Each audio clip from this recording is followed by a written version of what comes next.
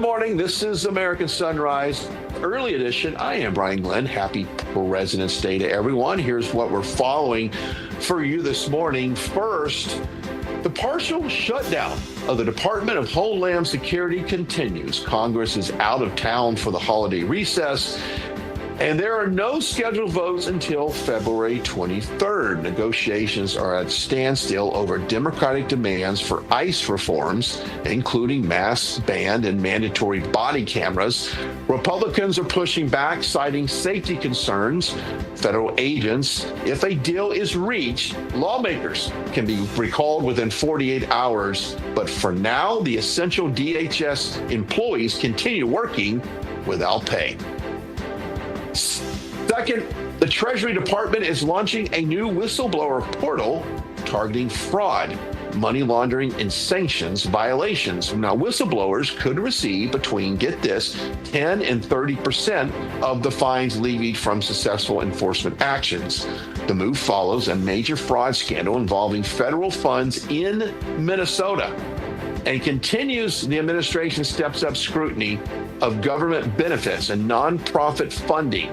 The Treasury says, quote, "We follow the money." And third, 18 U.S. companies with liabilities over $50 million have filed for bankruptcy in just 3 weeks. This is the fastest pace since the pandemic. High interest rates, inflation, pressure, weakening consumer demand. The current rate of large failures is now approaching levels last seen during the 2009 financial crisis. All of that and more as we continue on a Monday edition of American Sunrise. It starts right now. Welcome to American Sunrise Early Edition. The show where faith, freedom, and the values that built this nation take center stage. You people and others like you built this country. Join us as we break down the stories that matter. FAFO. If you don't know, now you know. American Sunrise Early Edition on Real America's Voice starts now.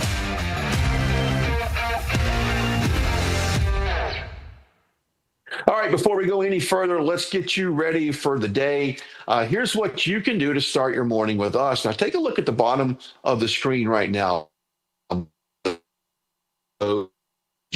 Direct line to Weather Nation. Now, this is a way that you can get connected and get your local forecast or your local hometown forecasted. Now, during the 9 a.m. hour of American Sunrise, we'll feature your hometown forecast live. That's straight ahead right here on Real America's Voice. Go to the Getter Chats, Rumble, YouTube, and you could be right there up next to get your local hometown forecast. Let's get a check on today's national weather forecast. Joining us now is Weather Nation's Tracy Anthony. Good morning to you on this Monday. So, what's going on across this map weather-wise? Yeah, we had a pretty active weekend with strong and severe thunderstorms across parts of Texas, Louisiana, into Mississippi. 12 confirmed tornadoes reported over the weekend. So you're looking at some images from the storms and the damage. Now that system has pushed out of the area, so that is some good news, but still it was very active, and we're going to continue to have an active week this week. So we are expecting an atmospheric river to put California and the West Coast in its sights. So the West Coast is going to get soaked. We're talking up to 8 feet of snow into the higher elevations of the Sierra Nevada range. So this is beneficial snow, but 8 feet. We're talking in just a couple of days. So going to cause some big issues. And we're talking about record warmth out across the Central Plains.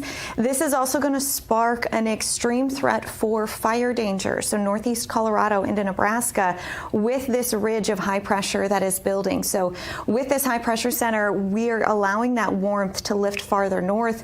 We've been breaking records throughout the week, and we could have more potential records through about Thursday and Friday. So look at Omaha, 60 67. Chicago, you're going to be at 64 degrees.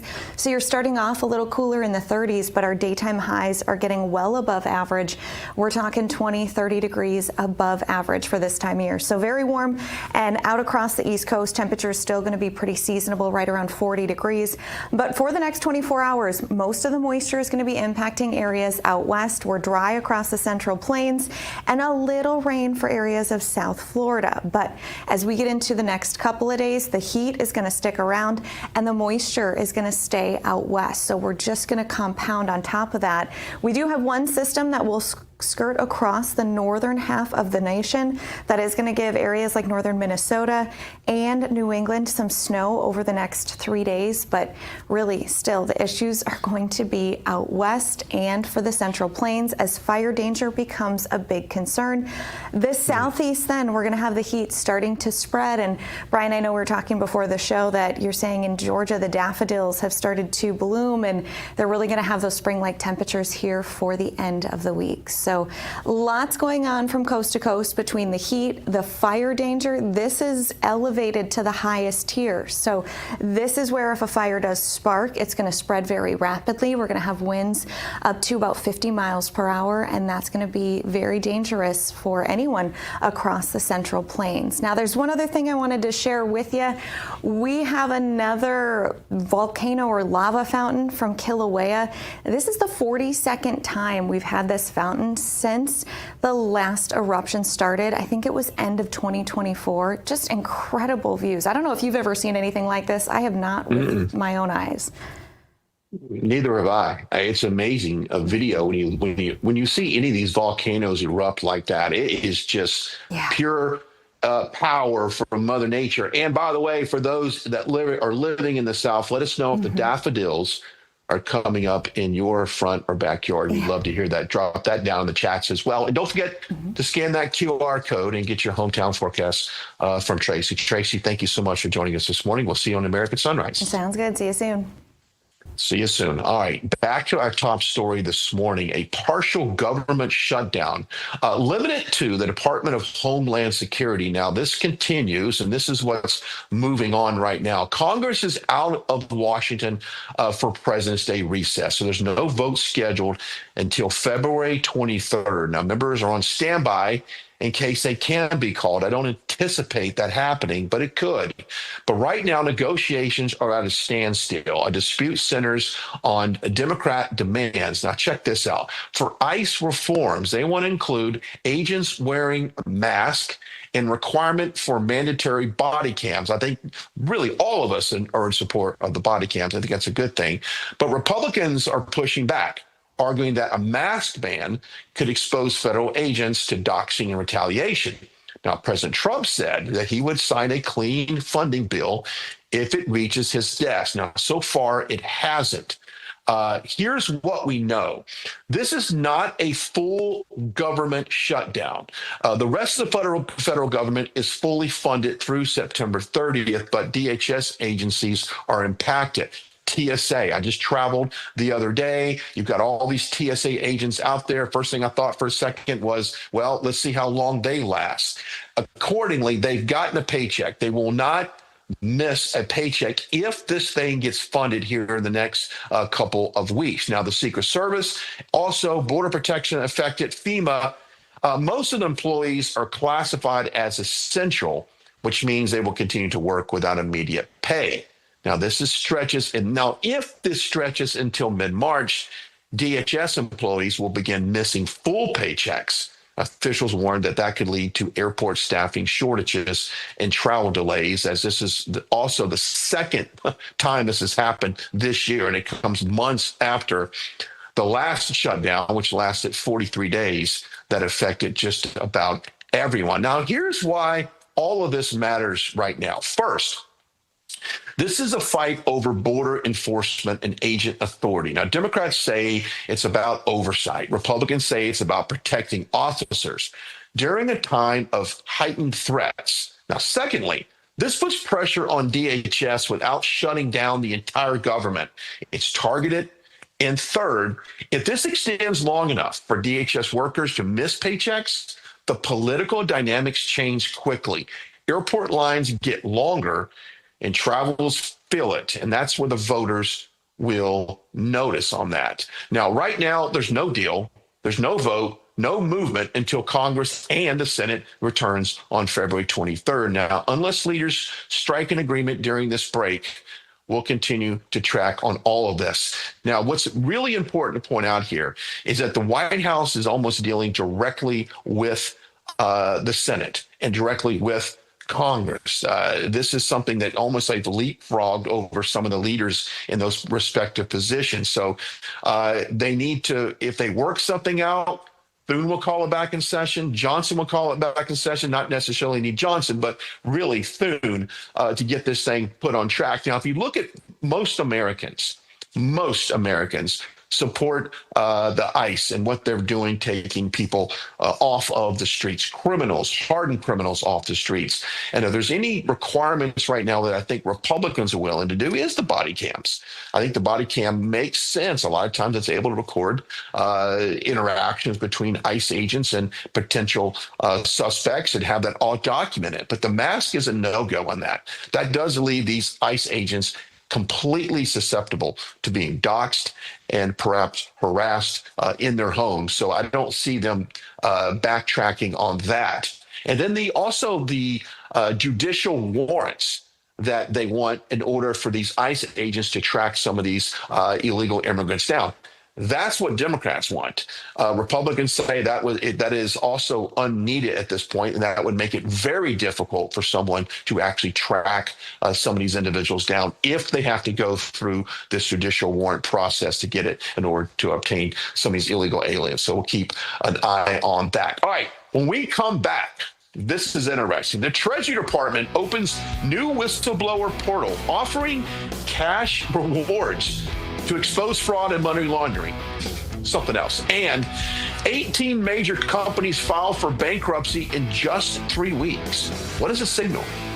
As we approach the opening bell, stay with us right here on America's Sunrise. Early edition continues after the break.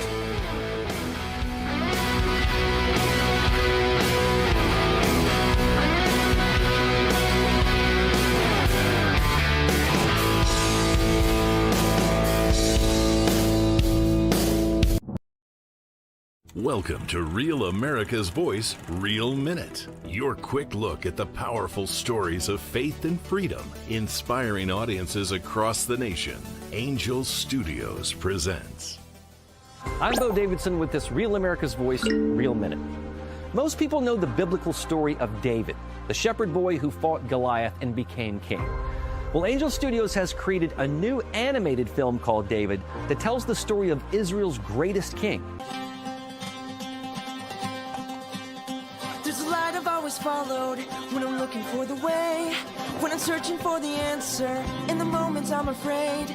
There's a whisper in the wind and a story in the sky, when I'm looking for a lantern to illuminate the night. If you want the secret of freedom and feeling alive, you gotta follow the light. Follow the light. For those who love great animated classics like The Lion King and Prince of Egypt, David is an awe-inspiring animated musical that depicts David as a spirited boy who fought lions, giants, and even betrayal, depicting how one boy's faith could lead him to be king of Israel. David will be released in theaters just in time for Christmas on December 19th, but your family can get a head start by watching the prequel to the film, Young David, which is streaming exclusively right now on Angel.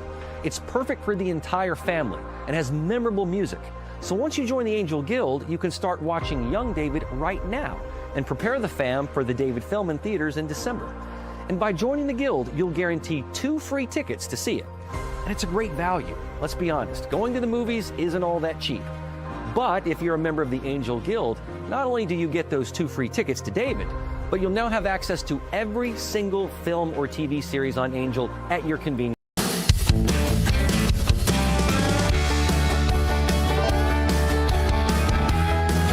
Let's look at the stadium where the Denver Broncos play. Had a great season, by the way. I was rooting for him. Welcome back, American Sunrise Early Edition. I am Brian Glenn.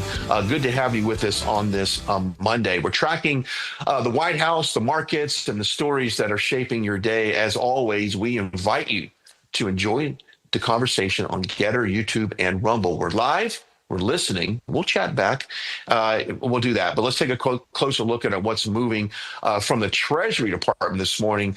Here's what's happening. The Treasury has launched a new confidential whistleblower portal aimed at exposing fraud, money laundering, and sanctions violations. And there's also a financial incentive for whistleblowers that could receive between 10 and 30% of the fines levied if their information leads to a successful enforcement action. Now, the Treasury Department Secretary Scott Bessent calling it, quote, a way to ferret out waste, fraud, and abuse. Pretty cool. Here's what we know. Now, this whistleblower portal follows a fraud scandal in Minnesota where federal funds meant for social programs or allegedly have been misused by certain nonprofits. The Trump administration cites the case as a reason to expand financial enforcement. The portal is run through the Financial Crimes Enforcement Network, and it will accept tips involving money laundering, sanctions evasion, Bank Secrecy Act violations, fraud tied to tax-exempt groups.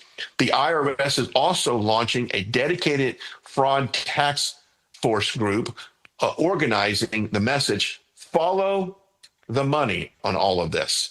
Now, here's why this matters. First, this is a money trail strategy. Rather than the broad political rhetoric the administration is signaling, follow the money. Now, second, this puts private citizens in the loop. If you have some documentation, if you have evidence that there's a direct channel to the Treasury. And third, this could expand enforcement without expanding the size of government. Incentivized reporting can be a force multiplier. The portal is live right now at fincin.gov. We'll watch how quickly those tips continue to move in. Now, what I think why this is going to be so popular is if you look at how popular DOGE was and all of the findings in the waste, fraud, and abuse across the government.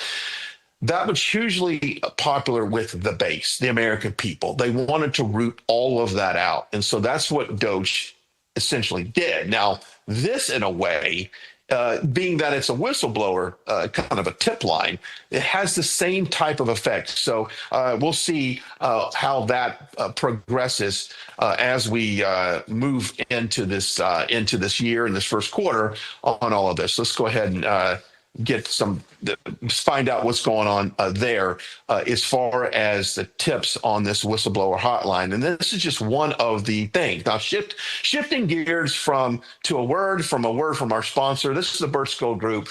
Disputes, inflation, rising national debt, digital currency. There is never an ending list of reasons why gold has risen 700% in the last 20 years. A never-ending list of reasons why smart Americans diversify a portion of their savings into precious metals with the Birch Gold Group. More than any other commodity on earth, gold thrives during uncertainty, which is why it's a crucial part of the balanced strategy. This gives you a peace of mind given all the elements that can impact the U.S. economy. So see if holding gold in your tax-sheltered retirement account is right for you. The Birch Gold Group can help you convert an existing IRA or a 401k into a gold-backed IRA. Just text America to 989898 to receive your free information kit on gold. There's no obligation, just useful information with an A+ rating from the Better Business Bureau and tens of thousands of happy customers. Let the Birch Gold Group diversify you with gold. You have a peace of mind regardless of the uncertainty in America. Text America to 989898. Once again, text America to 989898. Do it today. When we come back, the numbers that matter this morning, the markets, jobs, and whatever's moving your money as America's Sunrise Early Edition moves on after the break.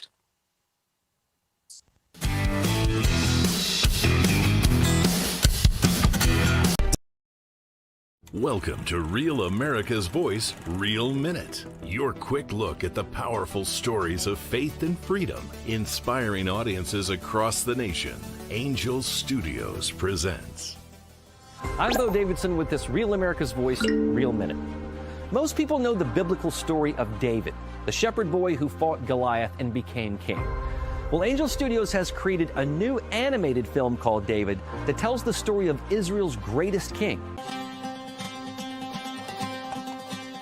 There's a light I've always followed when I'm looking for the way, when I'm searching for the answer. In the moments I'm afraid, there's a whisper in the wind and a story in the sky. When I'm looking for a lantern to illuminate the night. If you want the secret of freedom and feeling alive, you gotta follow the light. Follow the light. For those who love great animated classics like The Lion King and Prince of Egypt, David is an awe-inspiring animated musical that depicts David as a spirited boy who fought lions, giants, and even betrayal, depicting how one boy's faith could lead him to be king of Israel. David will be released in theaters just in time for Christmas on December 19th, but your family can get a head start by watching the prequel to the film, Young David, which is streaming exclusively right now on Angel. It's perfect for the entire family and has memorable music. So once you join the Angel Guild, you can start watching Young David right now and prepare the fam for the David film in theaters in December. And by joining the Guild, you'll guarantee 2 free tickets to see it. And it's a great value. Let's be honest, going to the movies isn't all that cheap. But if you're a member of the Angel Guild, not only do you get those 2 free tickets to David, but you'll now have access to every single film or TV series on Angel at your convenience.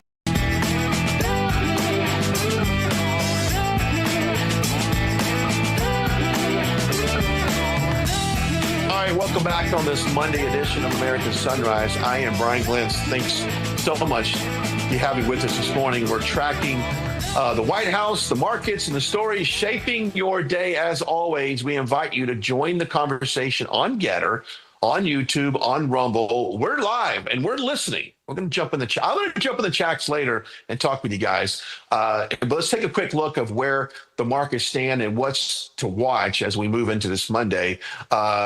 We closed out last week, the Dow just under 49.5, up slightly. The NASDAQ finished lower, down about 50 points. Not a big move either way, but it caps off a strong, even historic month for the Dow. And I will say this, President Trump just recently said that he anticipates the Dow even reaching 100,000 by the end of his administration. So I talked to one market analyst about this and said, is it even possible? That seems like quite a bit. And he says, look, we are closing the gap between 30 and 40, took shorter amount of time to get to. From 40,000 to 50,000 only took about 645 business day, calendar days, I should say, business day, market days to get to. So it is entirely possible when you look at these markets and the corporate earnings that we have, and some of the tariffs that are coming in, and the remanufacturing, rebirth happening in America, it is possible. We'll keep an eye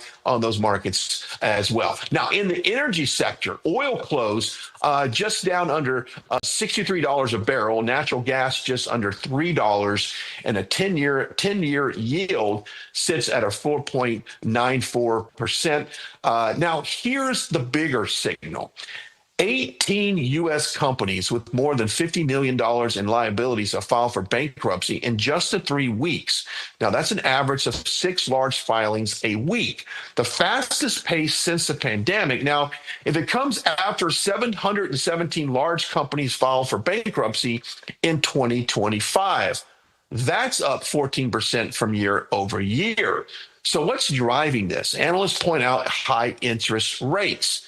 Rates that began rising aggressively back in 2022, inflation pressured that squeezed consumers for 2 straight years. And I'll pause on that just for a second. I saw the other day that consumer credit card debt is almost at an all-time high. So with the interest finances that are on credit cards, I know President Trump has dropped in recently a 10% cap on those credit cards. That's going to take a little bit of time to kick in. But consumer credit card debt is crippling the U.S. household. More than 70% of Americans say they are living paycheck to paycheck. And one of the factors is due to the high interest rate on their credit card debt. So that is definitely contributing to their consumer spending to these companies. Now, debt that became more expensive to service. Now, this is showing up in retail, restaurants, transportation, and even renewable energy. But here's why this matters. This does not signal a 2008 style collapse. Inflation has cooled to a 2.4% year over year. Now, jobs grew faster than expected in January. Unemployment sits at a 4.3%, and the Fed has already cut rates 3 times since last fall.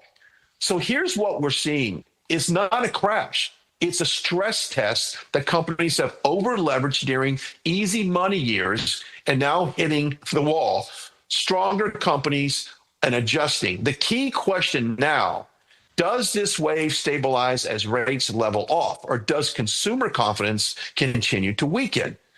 That's what we're going to be watching as we head into the opening bell. But I think it's really important to point out also the small business confidence, small business indicator was actually high under President Trump. And I think they understand that he is such a business-minded person. You got Kelly Loeffler in charge of the Small Business Administration. She has done a phenomenal job visiting the field offices, getting the getting the needs of what those offices want and what they need to service small business loans and to service the small business sector. So we'll keep an eye on that. All right, shifting gears here, we have an exclusive update in the search for Nancy Guthrie, now entering its 3rd week. Over the weekend, the FBI said a recovered glove matches what was seen in the doorbell video. The sheriff also confirmed unknown DNA was found on the property and is now being tested. But here's what's new. Our own Kevin Posobiec, field correspondent for Real America's Voice, has obtained correspondence with Sergeant Aaron Cross regarding this investigation. Kevin, you're joining us live from Arizona. What are we learning right now? Morning, Brian. I'm just getting in position here. So I am out front of Nancy Guthrie's house, and there are still plenty of media on the left and right. It's still a buzz, even today, going into the 3rd week here. And there's cars going by. There's a police truck behind me keeping guard. So we're hearing new updates in that the gloves have matched a male suspect. Okay. And we're also hearing that Phoenix has called in yesterday, from outside the county and said that this may have been a burglary attempt gone wrong instead of a kidnapping. So that was also dispelled by Sheriff Nanos himself. And in that he didn't want to make speculation. There's so many theories going around about speculation, who done it, where she is, this and that. We even had an update from Savannah Guthrie herself yesterday. So, you asked me the last show how I was feeling, and I got to say I'm feeling hopeful still, just like Savannah said. We're still believing, and she said that to whoever has her, there's it's never too late to do the right thing. Now, when you're out and about the community. When you talk to neighbors and people who live in that community, what are they telling you? Are they scared of this possible suspect still being out? Do they feel endangered themselves? That's an interesting question. They're feeling tense. They're feeling disgruntled. And honestly, I got to say, I've been trying to interview more and more locals walking their dogs and whatnot, and everybody's pretty tight-lipped. They don't really like us being here, I have to say. So, and we're even getting some pushback, Brian, from local media and even elected representatives saying that, these journalists and whatnot spin up these wild stories, and it discredits the whole thing. But really, you're talking about the stocks and the Dow up and down. I mean, the media here is giving them a lot of boost in the economy. Having everybody stay at their hotels and eat their Kevin, food. Yeah. My message to the local media people there in Tucson, if they want guys like you, Kevin Musovic, on the ground, trying to ask questions, trying to help police and maybe solve a crime, where were they when we had immigrants invade this country, murder, rape, assault our citizens? They were silent on a lot of this stuff. So the local media, they pick and choose what stories they want to cover. They know covering this story gets clicks. That's why you turn to every network legacy news outlet. It is Nancy Guthrie 24/7, because that's what they want to show. It's sensationalism. But for them to tell you that you need to leave, come on, because they don't follow the stories that count. They don't follow the stories that you've been following, that Raf's been following for the last 4 years. They were silent. They were silent on everything. Now they want to speak up. You know what? Don't listen to, and I know you won't listen to him, Kevin, because you're a strong individual and you're a good man. You'll do what you need to do. And I applaud you for being out there. I'm sorry I got on a soapbox, but that local media stuff just bothers me. Well, they're all out here. They're all out here, and mainstream media's out here too. But yeah, really, I mean, you got to look back. The Gabby Petito case. Her body was found by, quote unquote YouTubers. Mm-hmm. And if it wasn't for them getting down on the ground, following leads, they might not have found her. And hey, they might not. Hopefully, we'll all be in contribution here to finding Nancy. But, anytime there's a new glove, anytime there's a new car that gets seized or a SWAT operation that happens, like, we're going to be there. And I was out there in Minneapolis to cover all the protests there. So, yeah, that little bullying Kevin, around here and there, local media, but we're here. That's another example how local journalists broke one of the biggest stories in this country about the fraud coming out of Minneapolis. With all of that, it wasn't the local media, and the local media probably showed up for 1 or 2 days, and then they moved on. So they pick and choose what they want to cover, but I'm glad you're there today. Real quickly, Kevin, is Tucson moving toward kind of sanctuary style policies? I mean, as far as when it comes to illegal immigration, do you hear anything about that? Yes, I sure have. So the Board of Supervisors is going to be presented with such tomorrow. Okay, there's going to be a Zoom call. So on one hand, we have Sheriff Nano saying that, oh yeah, we're not moving towards this larger anti-ICE movement. And on the other hand, yeah, the Board of Supervisors is implementing these policies. Granted, it's not going to say sanctuary city on the top of the paper, but these resolutions are being presented in which that federal agents won't be able to access any county resources, and they're even going to need a warrant moving forward to even interview anyone that's detained, whether that's illegal immigrants or anyone involved in this case. So it basically creates a buffer between federal agents and county police. So why is that happening? And at the end of the day, Brian, I mean, federal law supersedes state law, so it's all just a show. But really, I have it posted, and we can follow up more with that. That is coming tomorrow, so stay tuned for that. Real quickly, last question: is that Range Rover and the black glove? Do you think they're connected at all? We have to wait and see. There was a slight development late last night with the Range Rover in connection with the glove, in that it was a male suspect. So they're looking for who sold this truck, who it belonged to. They believe it may have been the man who was detained at the Culvers, who was later let go after he seemed cooperative. But there's even another individual as well that kind of matches the profile, and who is not has not as yet been involved in the case. But again, I can't confirm that. That's just speculation online. But there is an angle to that Range Rover for sure. All right, Kevin. Well, thank you so much. And once again, thank you for what you're doing on the ground. I know that the local news, the legacy media has missed so many stories in the last 4 to 8 years, and people like Real America's Voice and you, we've been on those stories. So don't listen to them. I appreciate you being there in Arizona. Thank you, Kevin. Thank you so much, Brian. Thanks for the shout out. Yes, sir.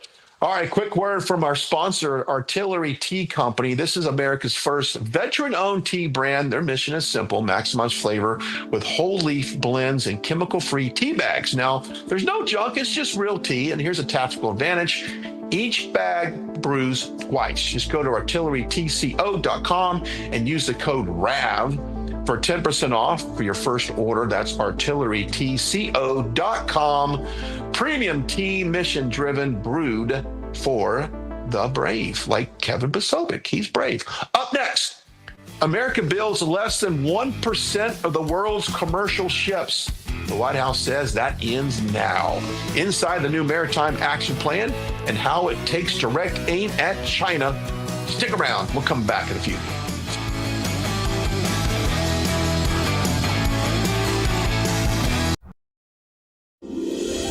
This holiday season, Real America's Voice is proud to partner with our friends at Angel Studios for a special giveaway you won't want to miss. As they launch season 2 of their hit series Homestead, we're giving you the chance to win an exclusive Homestead hat absolutely free. Everyone who becomes an Angel Guild member using our link is automatically entered to the contest. When you join, you're supporting meaningful pro-American storytelling, and you're supporting RAV at the same time. Scan the QR code on your screen right now, or text the word RAVAngel to 75802. After you scan or text, make sure you follow the steps provided. When you complete the steps and join the Angel Guild, you'll be automatically entered to win that exclusive Homestead hat, a perfect holiday gift for yourself or someone you love. Be one of the first 50 people to sign up and win a hat automatically. Hurry while there's still time. So scan that QR code or text RAVAngel to 75802. Happy holidays from all of us at RAV.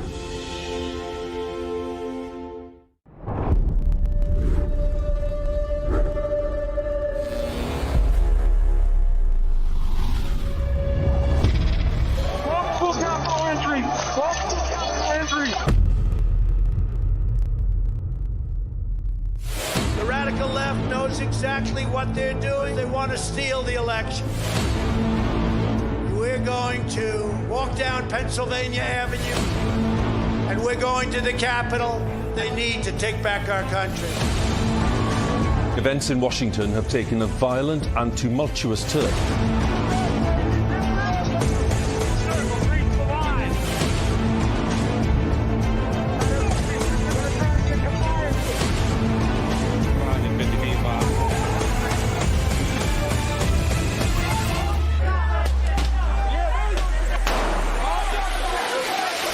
January 6th wasn't just a moment in history.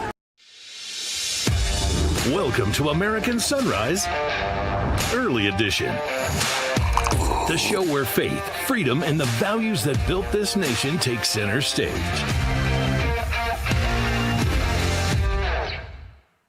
Welcome back, American Sunrise Early Edition. I am Brian Glenn. Thanks so much for joining us on this Monday. Good to have you along the ride. President Trump unveils the America's Maritime Plan. This is a 40-page blueprint built around 4 pillars with the goal of the administration that calls the new maritime golden age. Now, check this out. Here's what we know. The United States builds less than 1% of the world's commercial ships. Now, we have only 8 shipyards capable of building large ocean-going vessels. China?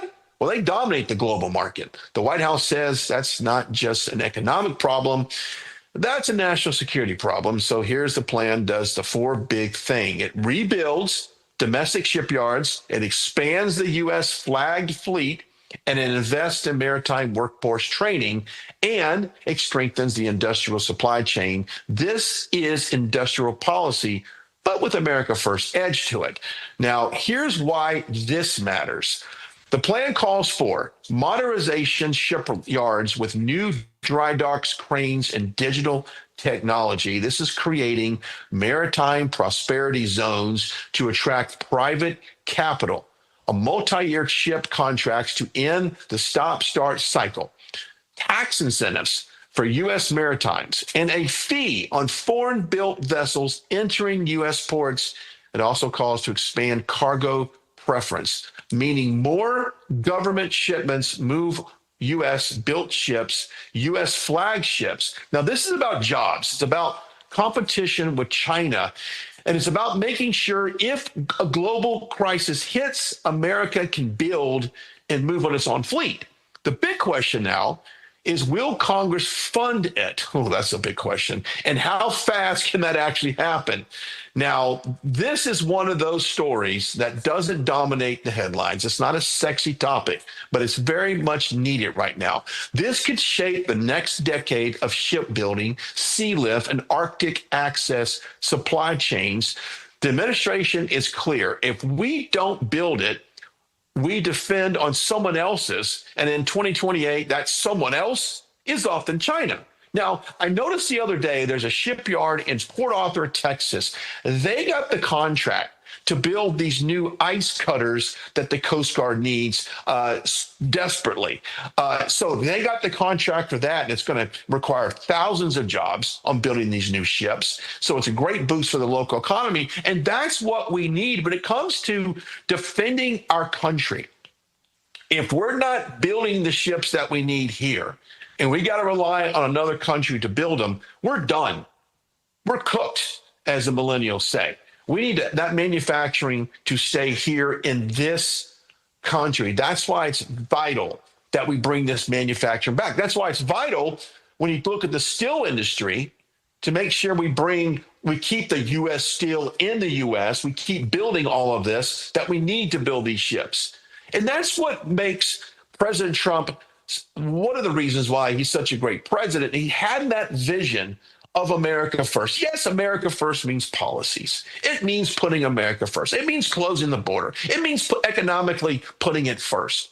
But it also means building our assets, keeping what we need to keep this country going.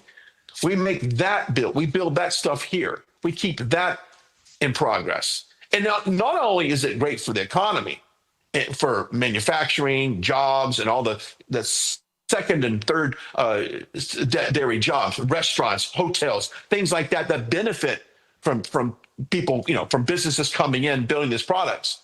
It's great for the economy, but it's good for national pride as well that we build these ships here. We're going into the golden age of shipbuilding. I love this. I really do. I love this because if you really look at how we are being outpaced by the world, and that was especially under Joe Biden, he had no preference at all to build anything here. He sent jobs elsewhere, neglected our military.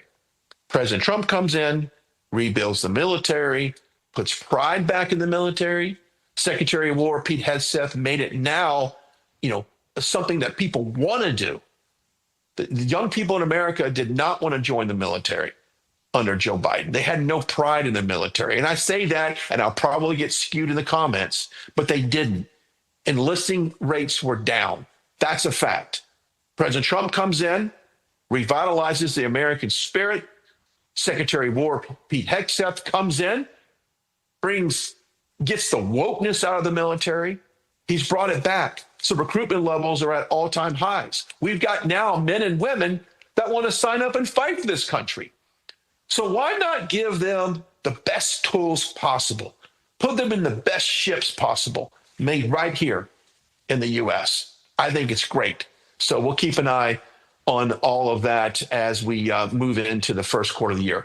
And quickly, this in sports this morning, this is great. A new report claims that U.S.-born Olympian Elaine Gu was paid millions by China in 2025.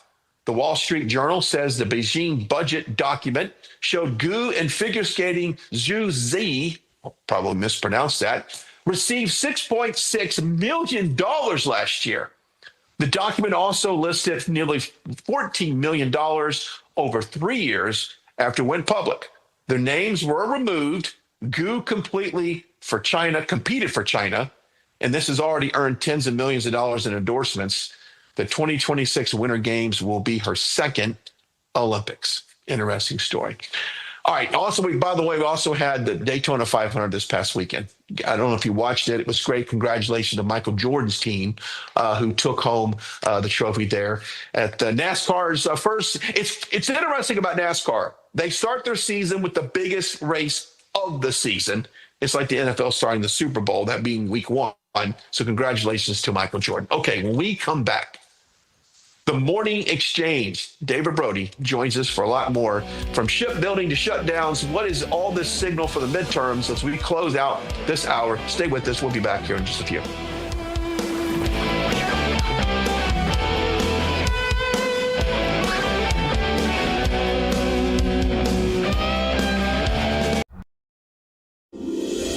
This holiday season, Real America's Voice is proud to partner with our friends at Angel Studios for a special giveaway you won't want to miss. As they launch season 2 of their hit series Homestead, we're giving you the chance to win an exclusive Homestead hat absolutely free. Everyone who becomes an Angel Guild member using our link is automatically entered to the contest. When you join, you're supporting meaningful pro-American storytelling, and you're supporting RAV at the same time. Scan the QR code on your screen right now, or text the word RAV Angel to 75802. After you scan or text, make sure you follow the steps provided. When you complete the steps and join the Angel Guild, you'll be automatically entered to win that exclusive Homestead hat, a perfect holiday gift for yourself or someone you love. Be one of the first 50 people to sign up and win a hat automatically. Hurry while there's still time. So scan that QR code or text RAV Angel to 75802. Happy holidays from all of us at RAV.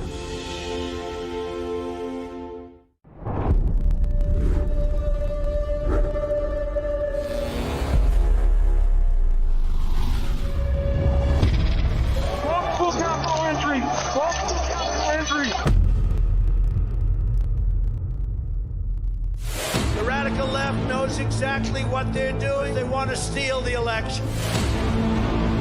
We're going to walk down Pennsylvania Avenue, and we're going to the Capitol. They need to take back our country. Events in Washington have taken a violent and tumultuous turn.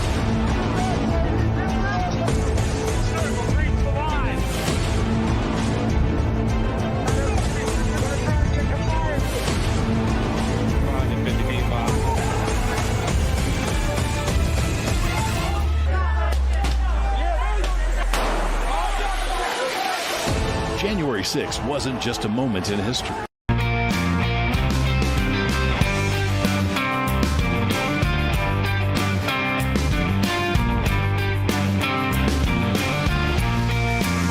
right, welcome back to Live Shot at the Lincoln Memorial there in D.C. Welcome back. Brian Glenn here.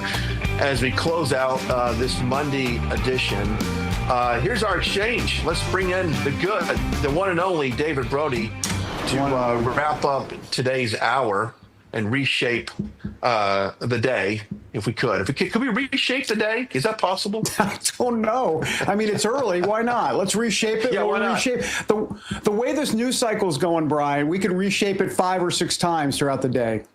Is that not the truth? You know, we were talking about this government shutdown and how the Democrats, they're blaming it on ICE. Well, ICE is already funded, and that's funded for years. They got funded in the big, beautiful bill. They're upset about the mask, which you and I can both agree that those should not be removed, right? I mean, that's right. Correct. Law enforcement. I am a fan of body cams, though. For police body cams. I think it works in our favor because they can record all the insanity that's going on. Would you agree with that? Yeah, I would agree with the body cams for sure. And that's low-hanging fruit, too, for Republicans. I mean, they can agree on that like tomorrow. Well, they already have agreed on it. That's fine. Yeah. So Kristi Noem put out some stuff. Yeah. And then judicial warrants in order to go get these illegal criminal aliens. I mean, to think that the time that it would take to go through all of that when they simply need to go in there and get them out. I think if we had to get warrants on that, you would see those apprehension rates go way down. Well, so that's where it gets a little trickier, right? I mean, so most of this immigration enforcement typically is done through administrative warrants, not judicial warrants. And so, you know, at that point, you're basically asking, the Democrats are asking the administration to say, slow down on your interior immigration enforcement, which they're not going to do. So I see that as a non-negotiable situation for the White House. They're not going to give way and just let it just be judicial warrants. I mean, judicial warrants basically means there's a really bad dude in there there, and we have a judge that's going to that has already signed off, and we can just go storm right in into their home. Those are few cases. There's not many of those. Typically, as you know, Brian, it's an administrative warrant, which basically just says knock knock, and then if they don't come out, if they don't let you come in, then you can't come in to their home unless they invite you in, and that's where this whole thing has been kind of murky. So that's why most of this is administrative warrant stuff. So I don't think that's going to. I don't think the administration's going to just go with judicial warrants. That's just not going to work at all. Okay. Let's shift our attention to the SAVE Act. I know that seems like a no-brainer as far as securing our elections. We need that to happen sooner than later. Of course, we've got some holdouts in the Senate. It doesn't look like we're going to get rid of the filibuster, which would, I think, would push this thing through. So let's go over what the Democrats are all mad. They don't want photo ID. Right? They don't want it. They don't think it's a necessity. They think it's a problem or a hassle for someone to show a photo ID to vote. And they don't necessarily think it's right for have someone to prove that they're actual citizenship to register to vote. Thoughts on that? Right. Well, the thought on that is the big plan by Democrats, right, which is to totally remake the electorate to the point where they can be in power for eternity, if you will, or at least here on Earth. I mean, that's the plan, right? I mean, you got to change the census. I mean, that's what they're trying to do here. So if you make sure people don't have an ID to vote, then you're okay with people that are either shady or illegal, whatever the case may be, voting for Democrats. And then, of course, you have the immigration situation where open borders means, let the census change, because the key, and this is what the Trump administration, as you know, Brian, has been fighting in the courts, which is how you measure the census, whether or not illegal immigrants will be counted or not. Of course, under the Biden administration, others, they have been counted. So, I mean, that's what the whole ball game's about, just changing the electorate and having the Democrats stay in power forever, basically. But yeah, I mean, the SAVE Act is, I mean, come on, it's voter ID. It's amazing to me, Brian, that the Democrats, I shouldn't say it's amazing, it's kind of now been pretty much what we've come to expect with the Democrats, that they're against just basic stuff that the super majority of Americans are for, which is voter ID, kicking criminals out of the country that are illegal. I mean, this type of stuff. I mean, instead, you got Chris Van Hollen having martinis or whatever he's doing with that, the Maryland dad, right? The Maryland man. This time, I mean, they're on the wrong side of nearly every issue. And it's just political. It's political malpractice, Brian. It's political malpractice. It is. And I had this conversation with a liberal friend the other day. I said, what do you guys stand for? Because all I see from the Democrats, it's just anti-Trump. It doesn't matter what the stance is. It's just stop Trump, anti-Trump. I said, you guys don't offer up any solutions to solving problems. You just kind of create more problems, and you just want to stop Trump. And I don't think that's going to resonate with the American people in the midterms. I really don't. And some people can disagree with a lot of different issues going on right now. But David, you and I both know these people start to file their taxes or they start to get refund checks back. And I've seen some videos. I was watching Steve Gruber's show before this one, and he played a video of a girl on Instagram that said, hey, we're getting a big fat check back from the government because no tax on overtime. It's stuff like that wins elections.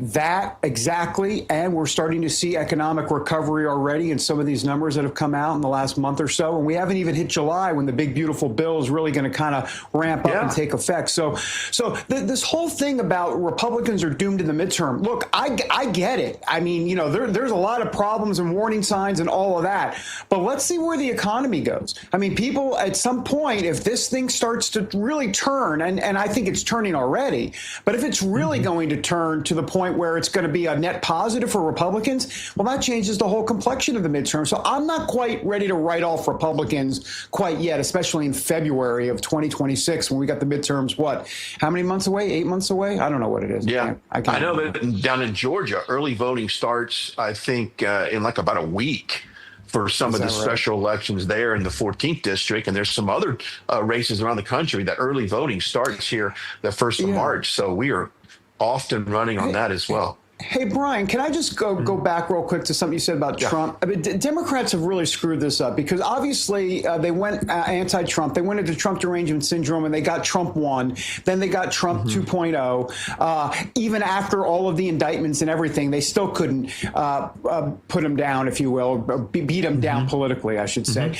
But what's interesting to me here with the Democrats, if they had played their cards right, you know the deal. Trump is an art of the deal guy. The Democrats could have gotten stuff with him if they had played nice, stroked the ego a little bit, and basically done, met him somewhere, if not in the middle, center right. They just would never do it. They would never do it. So they've shot themselves in the foot. They could have gotten a whole lot more in the Trump, in these Trump years, but they just refused to do it because of their TDS.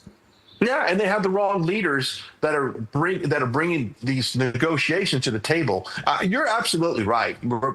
Democrats have dropped the ball on this. They had every opportunity to get a good deal on behalf of their constituents and on behalf of America, but they failed to do that. David Brody, you're always the best. We will see you in about 5 minutes on the other side for the big show, America's Sunrise, as always, my friend. And once again, I hope you had a great birthday weekend. All right. Thank you. So don't forget, tomorrow, same time, same place, we'll have the latest news, the fastest news hour in the business, as always. Until next time, goodbye and God bless. We'll see you back here tomorrow morning.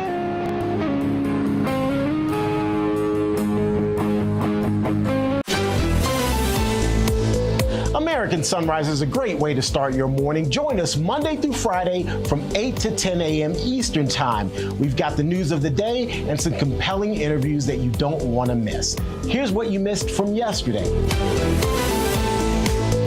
Transgender ex-student identified as alleged suspect in Canada's school mass shooting that left at least 9 dead. Investigators say the 18-year-old shooter killed his mother and stepbrother before then going to the school where he dropped out and continuing his rampage. Again, at least 9 people dead. This is said to be one of the deadliest mass shootings in Canadian history. When you start to go against how God created you, that is going to create problems. That's the truth. Look, there are less than 1% of folks that are transgender. I know we hear more than 1%, but the truth of the matter is it's very, very low. And yet we see transgender shooting after transgender shooting after transgender shooting. There is a major schism between the statistic that I just cited and what's actually happening in reality. And it's a problem, and it really needs to change. Attorney General Pam Bondi was on Capitol Hill yesterday, defended the handling of the Epstein files. Take a look. The American people need to know this. They are talking about Epstein today. This has been around since the Obama administration. This administration released over 3 million pages of documents, over 3 million, and Donald Trump signed that law to release all of those documents. He is the most transparent president in the nation's history.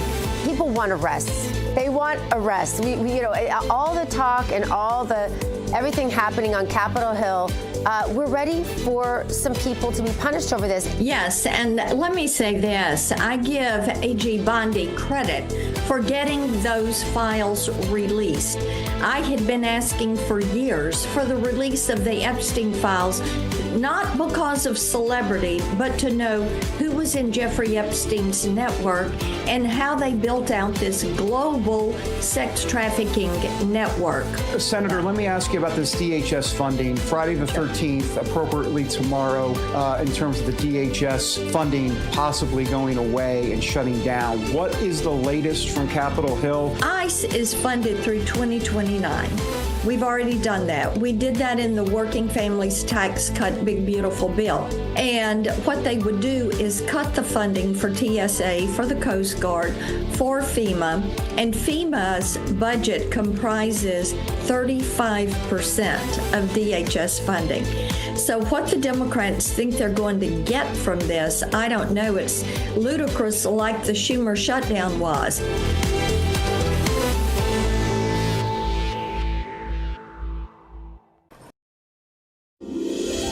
This holiday season, Real America's Voice is proud to partner with our friends at Angel Studios for a special giveaway you won't want to miss. As they launch season 2 of their hit series Homestead, we're giving you the chance to win an exclusive Homestead hat absolutely free. Everyone who becomes an Angel Guild member using our link is automatically entered to the contest. When you join, you're supporting meaningful pro-American storytelling, and you're supporting RAV at the same time. Scan the QR code on your screen right now, or text the word RAV Angel to 75802. After you scan or text, make sure you follow the steps provided. When you complete the steps and join the Angel Guild, you'll be automatically entered to win that exclusive Homestead hat, a perfect holiday gift for yourself or someone you love. Be one of the first 50 people to sign up and win a hat automatically. Hurry while there's still time. So scan that QR code or text RAV Angel to 75802. Happy holidays from all of us at RAV.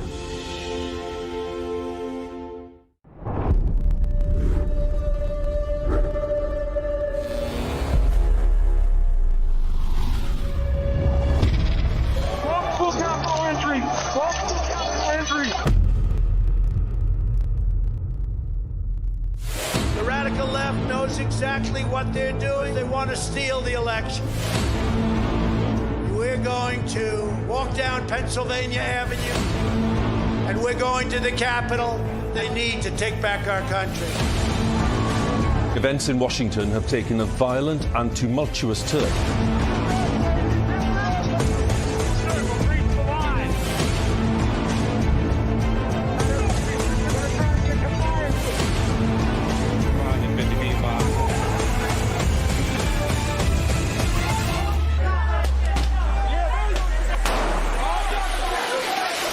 January 6th wasn't just a moment in history.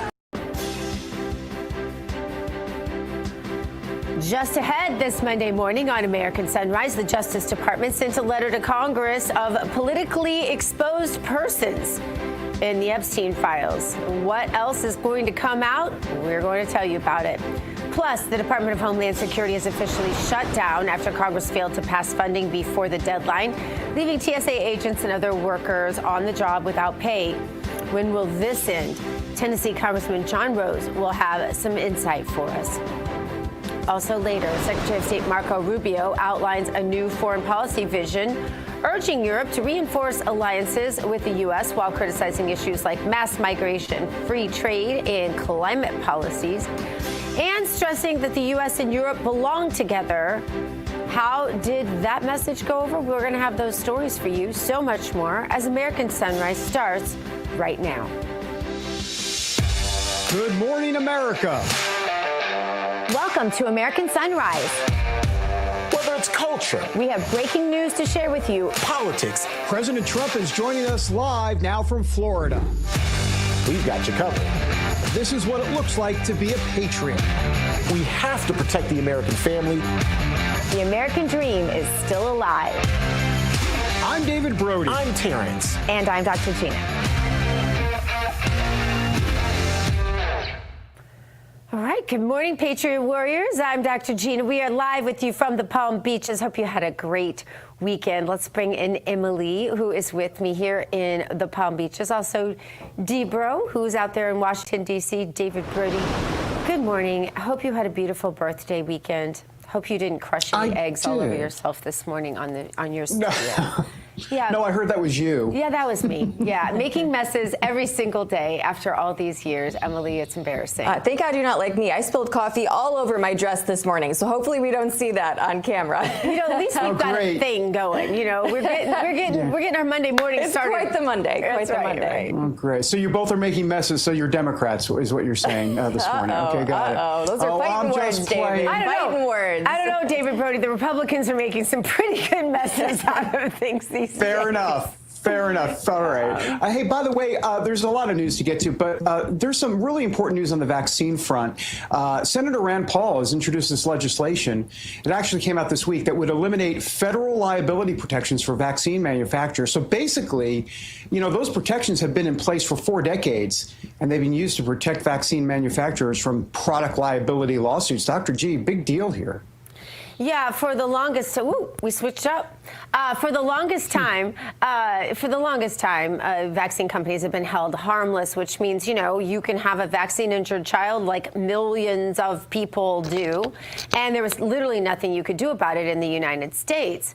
So this could change given this. So this is very exciting, and this is something that Dr. Paul, I so respect him. He's the OG on everything MAHA. He's been talking about this stuff for ages, and he's one of the first people that I would hear. Back in the day, I've told you guys the stories of my husband in his Senate office, and I would sit there, and these moms and dads would come in hysterical because their child had been vaccine injured, and they knew it. They had a perfectly fine child until the day they took that vaccine, and then the child, and so but he's one of the only people that I ever felt like I could talk to about it until this administration. So but this is one of the fundamentals, Emily, being able to have some recourse if something, people have to have responsibility for the drugs they're injecting into people's bodies, especially babies. Absolutely, Gina. And I think that it was during the COVID-19 pandemic that this topic about vaccines became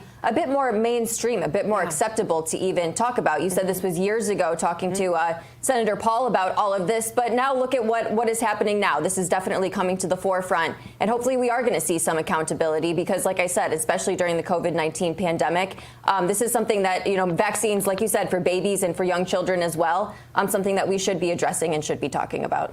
Yeah. Love the fact that we're talking about this. Let's talk about the Bible, too. Bible verse time, Dr. G, on a Monday. And we have Lee Greenwood coming up a little later on the show, too. Oh, yes. Zechariah 2, verse 13. Be silent, all flesh, before the Lord, for he is aroused from his holy habitation. All right, you guys, the Justice Department now says they have released every required document from the Epstein files. The department also says it has sent Congress a 6-page letter listing hundreds of prominent people named in the files, but it makes no distinction between those who just had some sort of contact with Epstein and those who maybe bore some relationship responsibility in some of the wrongdoings. The DOJ said it was complying with the new Epstein files transparency law. No one other than Epstein or his accomplice has been charged in connection with the crimes. Let's bring in Tennessee Congressman John Rose. Congressman, we're hearing a lot about people wanting arrests, and I understand that, but I think more than that, more fundamentally, what I want are investigations. I want to know that some people are that this is being investigated, because when I simply look through the Epstein files, it's as many have said, Congressman, it's so upsetting, so much worse than I ever thought it possibly could be, that it's just got to be. Heads have got to roll on this, Congressman. Well, good morning. Thanks for having me on America's Sunrise. This is, of course, the frustrating thing about these situations, and obviously this has been going on with Epstein all the way back really 2 decades now, where there has been a frustrated effort to try to bring people to justice, including Jeffrey Epstein. And so I think that's why people have grown so cynical about this. And I think you're right. People do want to see people, the perpetrators, the wrongdoers here held to account. That's always what people want in these situations. So hopefully there can be some of that. But I think we also have to keep in mind that in many cases, the crimes happened a long time ago. And so it's going to be difficult to get justice at this point.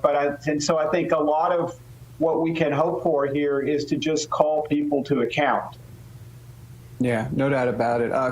Congressman, today's a national holiday, President's Day. Obviously, Congress not in session, but Homeland Security, the department shut down. Democrats and Trump negotiating some changes. What are you hearing about possible changes? Is this going to happen in terms of getting some sort of deal done? Or how long could this go on with no funding for DHS? And I understand that ICE is funded, but TSA, FEMA, we got some problems down the road here. That's right. We're now in day 3 of the third Schumer shutdown, the third time radical Democrats have shut down the federal government in, frankly, as many months. In each case, because they want to protect illegal aliens in this country. This time they want to stop the deportation of criminal illegal aliens, those who've come to our country and committed heinous crimes. And so it's very disturbing to see the Democrats using the leverage that they can muster to hurt everyday Americans. In this case, by stopping, as you said, by shutting down, as you've already pointed out, FEMA and the Transportation Safety Administration, Coast Guard, the Secret Service, Customs and Border Protection. The safety and security of the American people, they're willing to put at risk to advance their agenda to, continue to allow illegals to stay in this country. And it's really shameful. I think it could go on for a while because I think what they want, Republicans are unwilling to let them have. We are not going to back off the commitment that President Trump made as a candidate and has fulfilled as president to get our border under control and to get these terrible law-breaking, criminal, illegal aliens out of the country. Quick follow-up. You said for a while. What are you thinking? A couple weeks? A month? Longer? What do you think? Well, it's hard for me to see how we get to agreement, at least this week, because the Senate has gone home. They've mustered up the ability to pass 8 bills this entire year, while on the House side, we've passed almost 50. And so the pace of work over there is very slow at best. And they're not even going to be in Washington, apparently, this week trying to confront this issue. So I think it will be a while. And it's hard to see where we come to agreement here, given the extreme demands that the Democrats are making here about putting the safety and security of the American people in jeopardy. Also, Congressman, President Trump says that he will require voter ID for the November midterms, with or without Congress approval. Trump claims that he could use an executive order to enforce ID checks, prove citizenship, and limit mail-in ballots. This comes as a voter ID bill that passed the House faces challenges in the Senate. So, Congressman, how do you see all of this playing out? Well, it's, again, a very sad story because well over 300 days, I think now close to 310 days ago, the House passed the SAVE Act. This past week, we passed the Save America Act, with only one Democrat vote, I might point out. And this is an issue that well over 80% of Americans agree on. Over 70% of Democrats agree on this topic. And so, again, we have the radical progressive side of the Democratic Party that's driving them to, discourage work against a solution that Americans overwhelmingly embrace. And so we've seen the Senate not even willing to take this up. I think the president is trying to push that forward. I hope he can. Obviously, there would likely be challenges to his authority there. But at the end of the day, what every American and what the citizens of Tennessee that I talk to want is they want the elections secured. We want to know that the people who are voting are citizens of this country, have a right to vote, properly identify themselves. And we've seen that degraded in recent years, most dramatically in the 2020 presidential election. But it brings question to all of our elections, and that undercuts the democratic process. I mean, you got to show ID to go fishing. So, like, when I think about it like that, I'm like, really?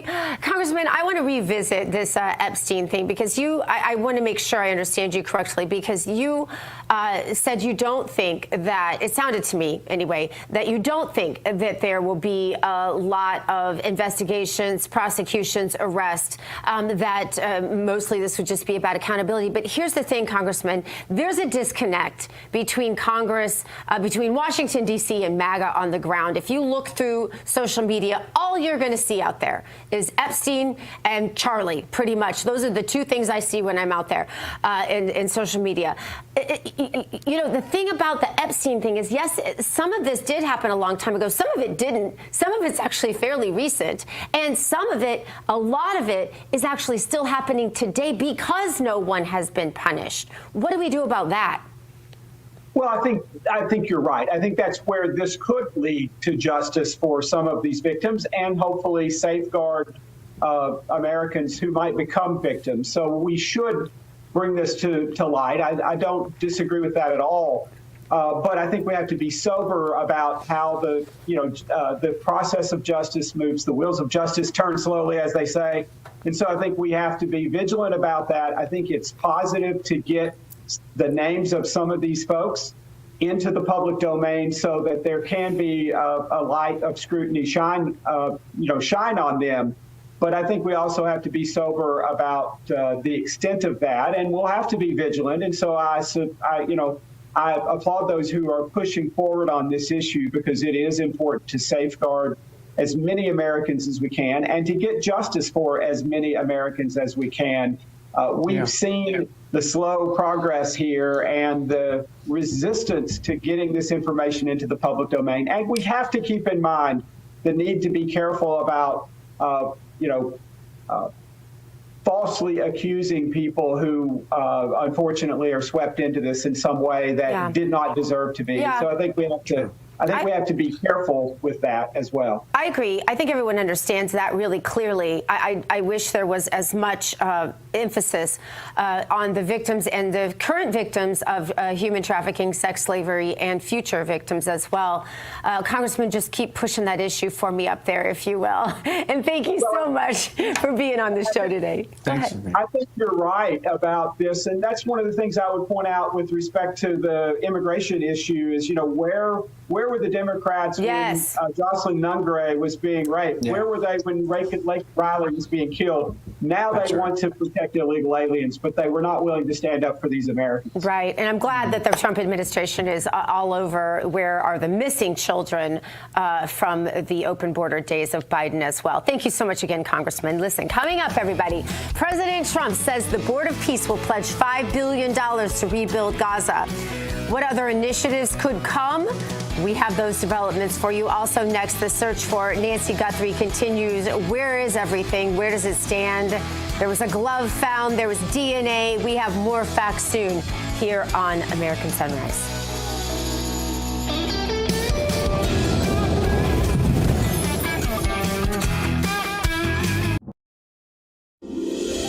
This holiday season, Real America's Voice is proud to partner with our friends at Angel Studios for a special giveaway you won't want to miss. As they launch season 2 of their hit series Homestead, we're giving you the chance to win an exclusive Homestead hat absolutely free. Everyone who becomes an Angel Guild member using our link is automatically entered to the contest. When you join, you're supporting meaningful pro-American storytelling, and you're supporting RAV at the same time. Scan the QR code on your screen right now, or text the word RAVAngel to 75802. After you scan or text, make sure you follow the steps provided. When you complete the steps and join the Angel Guild, you'll be automatically entered to win that exclusive Homestead hat, a perfect holiday gift for yourself or someone you love. Be one of the first 50 people to sign up and win a hat automatically. Hurry while there's still time. So scan that QR code or text RAVAngel to 75802. Happy holidays from all of us at RAV.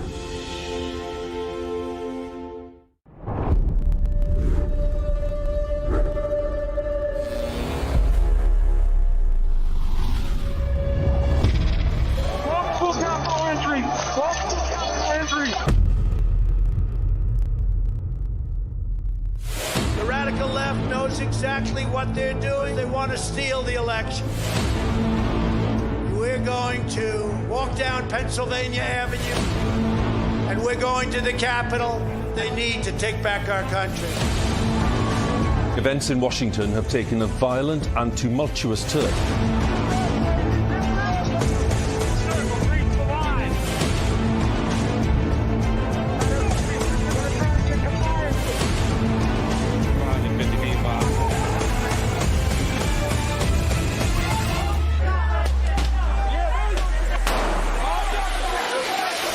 January 6th wasn't just a moment in history. This news break is brought to you by AMAC, Association of Mature American Citizens.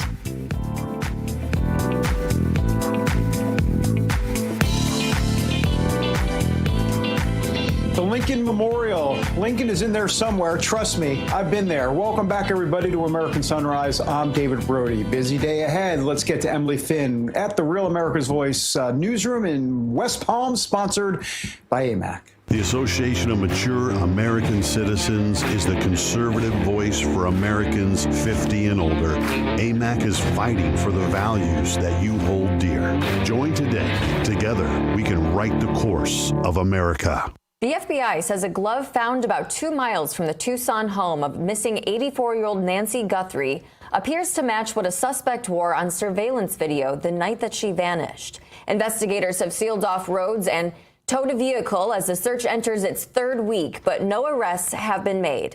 Guthrie, the mother of NBC Today co-anchor Savannah Guthrie, is still missing, and authorities and family are urging anyone with information to come forward. Let's bring in RAV correspondent Kevin Posobiec for more. He is in Tucson with the very latest. Kevin, explain to us the latest. What is going on with this glove? Okay, good morning, Emily. Yes, with this glove, the FBI has gotten results, and it has come back with a match for a male suspect. We're not given a name at this time. And also, the FBI stated that there was a total of 16 gloves, acquired here that have been searched. You know, we had Sheriff Nanos taking that to Florida and brought back in about 24, maybe 48 hours. That's the glove you see there. And, you know, we're waiting for further developments on that. But that we're also being told that the suspect himself is being searched in this way, but also potential family members. I didn't even know that was possible with patterns that you see on fingerprints and even blood that could be related. So they're searching for that as well in the database. And keep in mind, if you have fingerprints on record in the first place, that means you're already a criminal. So stay tuned for that with the gloves for sure. Yeah, that's going to be an interesting development in the evidence there, Kevin. So we're 2 weeks into this search for Nancy Guthrie. Even just a couple of days after, it's not looking too good that we're going to be able to find her. What are you hearing from authorities about the search, about the likelihood that they think they're going to be able to track her down? Well, about the search and the likelihood, I mean, we're really at a loss here, and that's not due to anybody in the media. You know, so I'm out front of Nancy Guthrie's house right now. And if you could see that behind me is the array of flowers. That's her mailbox and all kinds of yellow flowers. And they have police stationed here at the house 24/7 to guard it. But they just are not giving clear press conferences. I signed up, gave my credentials to get on the email list for statements, not getting much of that. But we are getting some reports from Sheriff Nanos to media saying that they are working in conjunction with FBI in this way towards the search. We've had the number posted up. Savannah Guthrie herself pleaded, for people to call in. So they're going through thousands of leads here at this point, also dealing with false leads that we're seeing on the ground too. So everybody, it's not I wouldn't go as far as to say it's a wild goose chase, but it's really becoming even more complex. I hate to say, but we're here regardless. And, yes. I'm on the ground in the field, and I will follow wherever the next update goes. I was there to follow the Range Rover case at the Culvers, and I was there at the SWAT operation Friday night. We really thought we would have a conclusion then, but we didn't. People have been detained and then released. So, yeah, we're really hoping to get some more confirmation and updates soon. Right. Kevin, you are on the case. We so appreciate you being there on the ground for us. We'll check in with you to see what new developments come of the Nancy Guthrie case. Thank you for being there, Kevin. You're welcome. Let's now bring in Weather Nation meteorologist Tracy Anthony for today's forecast. Also, be sure to scan the QR code on the screen to join our friends at Weather Nation. And also leave your name and city in our social media chats. And you could get a personalized hometown forecast from Tracy. Tracy, good morning. Always great to have you with us. Tell us, what is it looking like in the forecast today? Hey, good morning, Emily. Yeah, it was a crazy weekend with that storm system moving across the south. So just wanted to show a few videos from the damage from Texas all the way through areas like Mississippi. 12 tornadoes confirmed at this time, but there were over 50 tornado warnings over Saturday and Sunday. So now into this week, we are really talking about the West Coast. We've got an atmospheric river that's setting up that's going to inundate California with rain and snow. We're talking around 4 to 8 feet of snow in some of the higher elevations. So this is beneficial mountain snow all the way through the Colorado Rockies. So we've been running a deficit snow-wise, but definitely going to cause some issues. And with record warmth, we also have an elevated fire risk across parts of the Central Plains. So Emily, it's going to be an active week, but a lot of the active weather is going to stay out west. So if we have any viewers out west, drop in your city for your hometown forecast next hour. All right, perfect. Tracy, thank you so much for that update. We will see you in the next hour. Up next, President Trump and Israel's Prime Minister Netanyahu agreed to step up pressure on Iran by targeting its oil exports to China, a move designed to cripple Tehran's revenue as diplomacy and nuclear talks continue. What can we expect to see? Well, we have expert analysis coming up next. Welcome to Real America's Voice, Real Minute. Your quick look at the powerful stories of faith and freedom, inspiring audiences across the nation. Angel Studios presents. I'm Bo Davidson with your Real America's Voice, Real Minute. Did you ever wonder what truly happened in the COVID-19 pandemic and whether Anthony Fauci would ever be held accountable? I think we all have. Filmmaker Jenner First has an upcoming documentary that searches for truth, transparency, and accountability called Thank You, Dr. Fauci. Governments lie. Anthony Fauci put everyone on the planet at risk without their consent. It's beyond suspicious. Research caused a pandemic, killed 20 million, and cost $25 trillion. Fauci would prefer a lie. Public trust, national health, and global security are at stake as this documentary digs through thousands of pages of documents and interviews with former officials and whistleblowers in the most controversial narrative of our time that may also be one of the largest cover-ups in modern public health history. It was a cover. Why would he trade the Chinese the most advanced biotechnology in the world? He's a spy. It's insane. I don't think this is going to be foolproof. Things are going to slip through. Fauci knew and lied repeatedly. Rather than being a partisan hit piece, Thank You, Dr. Fauci is an honest look at the origins of COVID-19 and a potential bioarms race with China. It streams exclusively on Angel Studios app and site starting on October 23rd. And all you need to do is go to angel.com/Rav to stream it. So be ready to watch, question, and share as the quest for truth and accountability continues.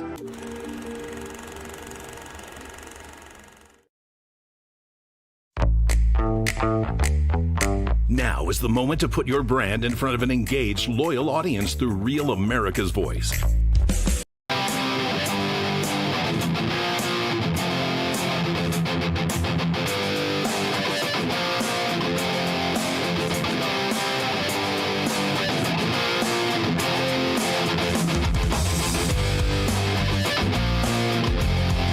South Carolina on a Monday. Happy President's Day. Oh, by the way, have you heard? President Trump is president, Democrats.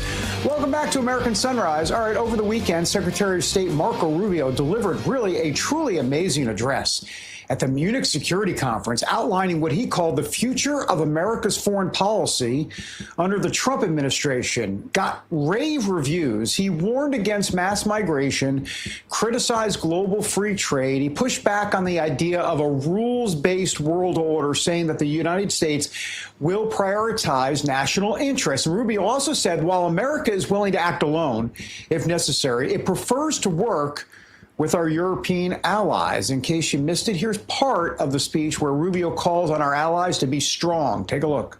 We want allies who can defend themselves so that no adversary will ever be tempted to test our collective strength.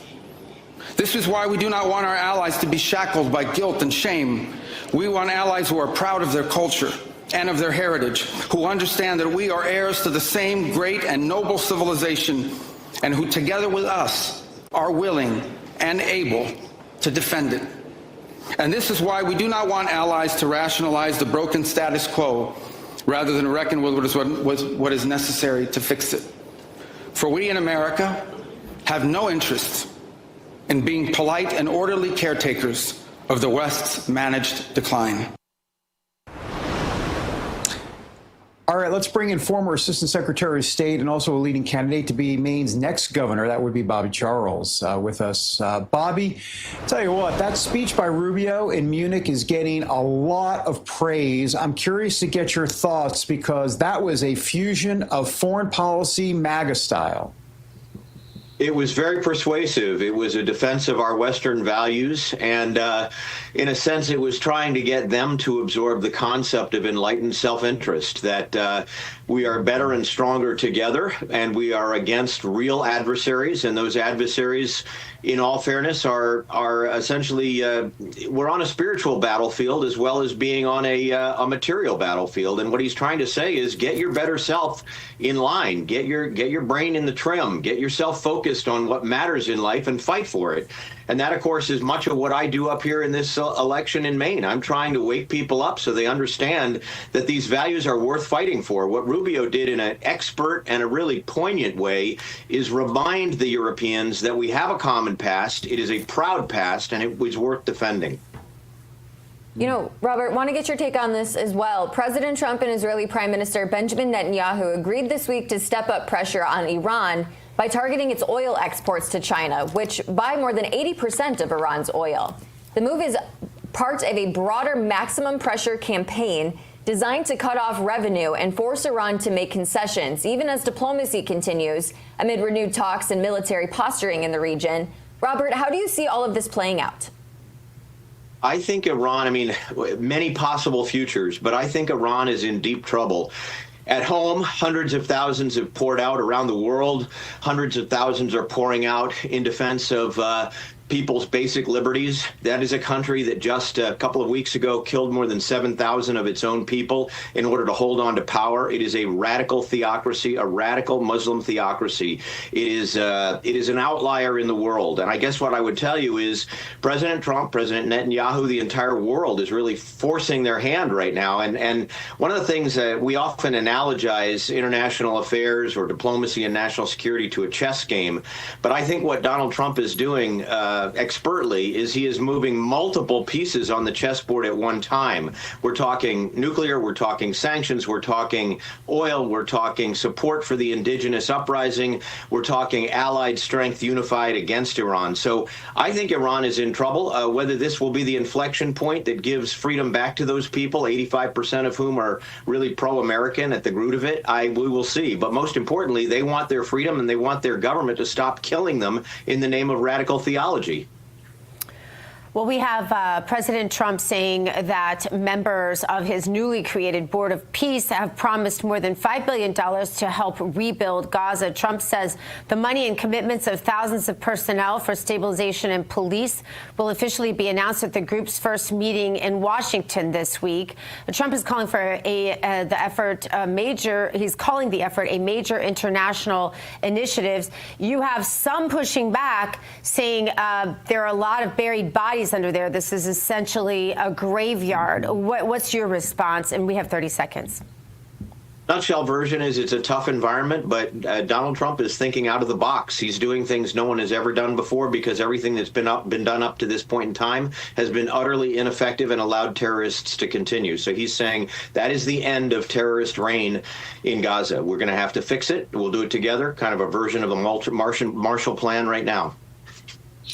Bobby, I know we were talking international today. 10 seconds where people can go to get more information about what you're doing up in Maine. Where do they go? I am about to turn this state red, and that is going to fundamentally put an example on the board. BobbyForMaine.com. That's where we need to go to get this state back to logic and good principle and moral compass. Sounds good. We'll deep dive next time on it. Thanks, Bobby. Appreciate it. Thank you. All right, coming up, could watching less TV, except for this show, of course, lead to a reduced risk for depression? We have some fascinating new data. That's next on American Sunrise.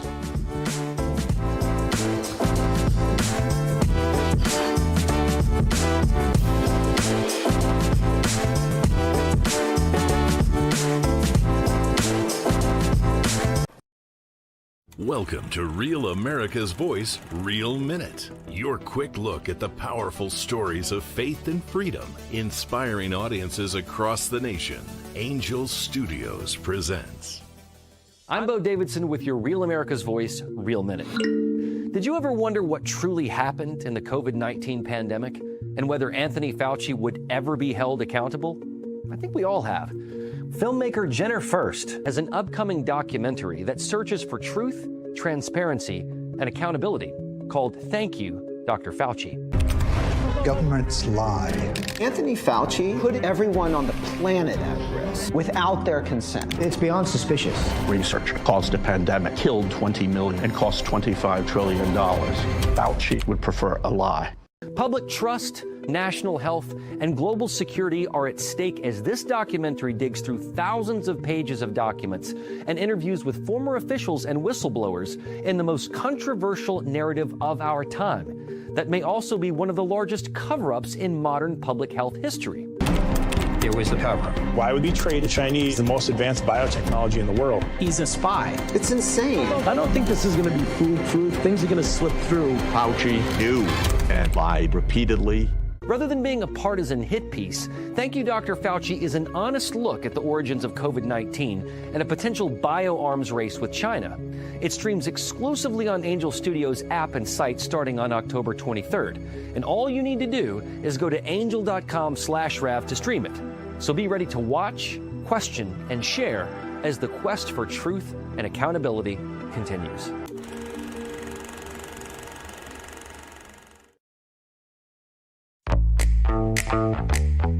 Now is the moment to put your brand in front of an engaged, loyal audience through Real America's Voice.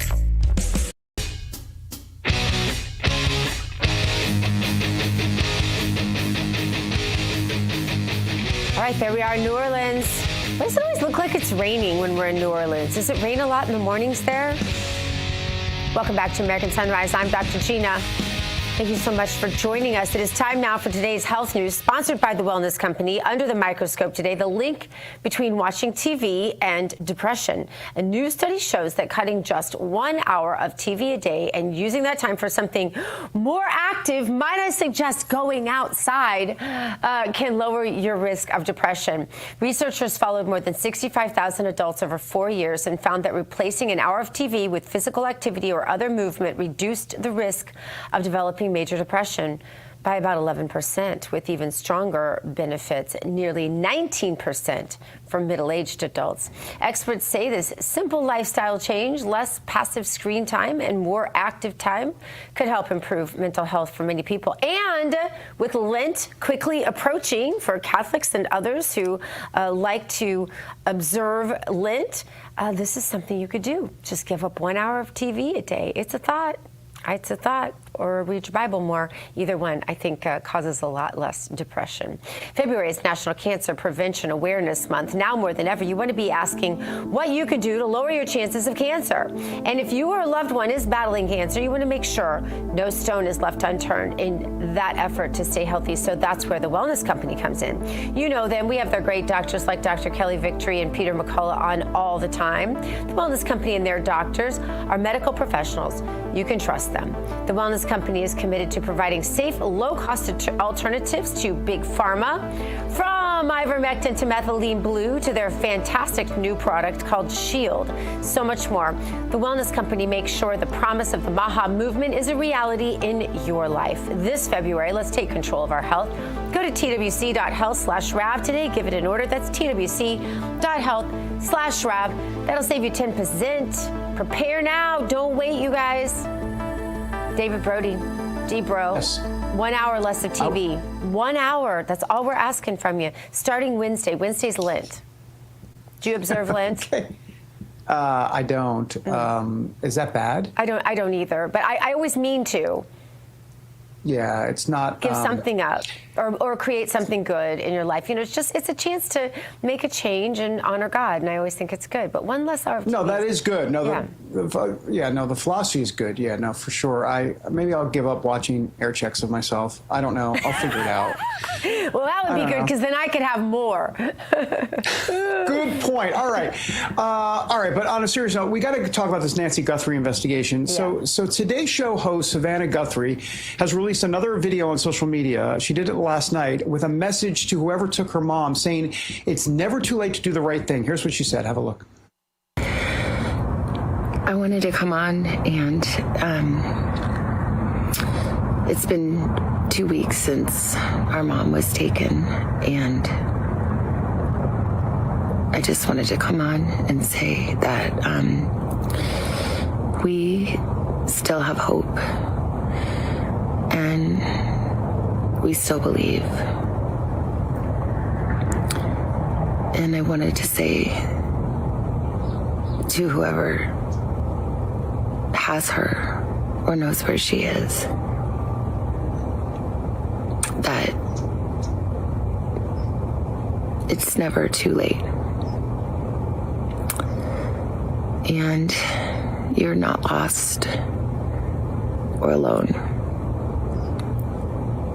And it is never too late to do the right thing.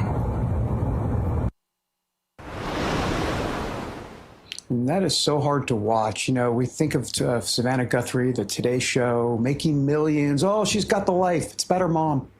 It's all that matters. It's about her mom.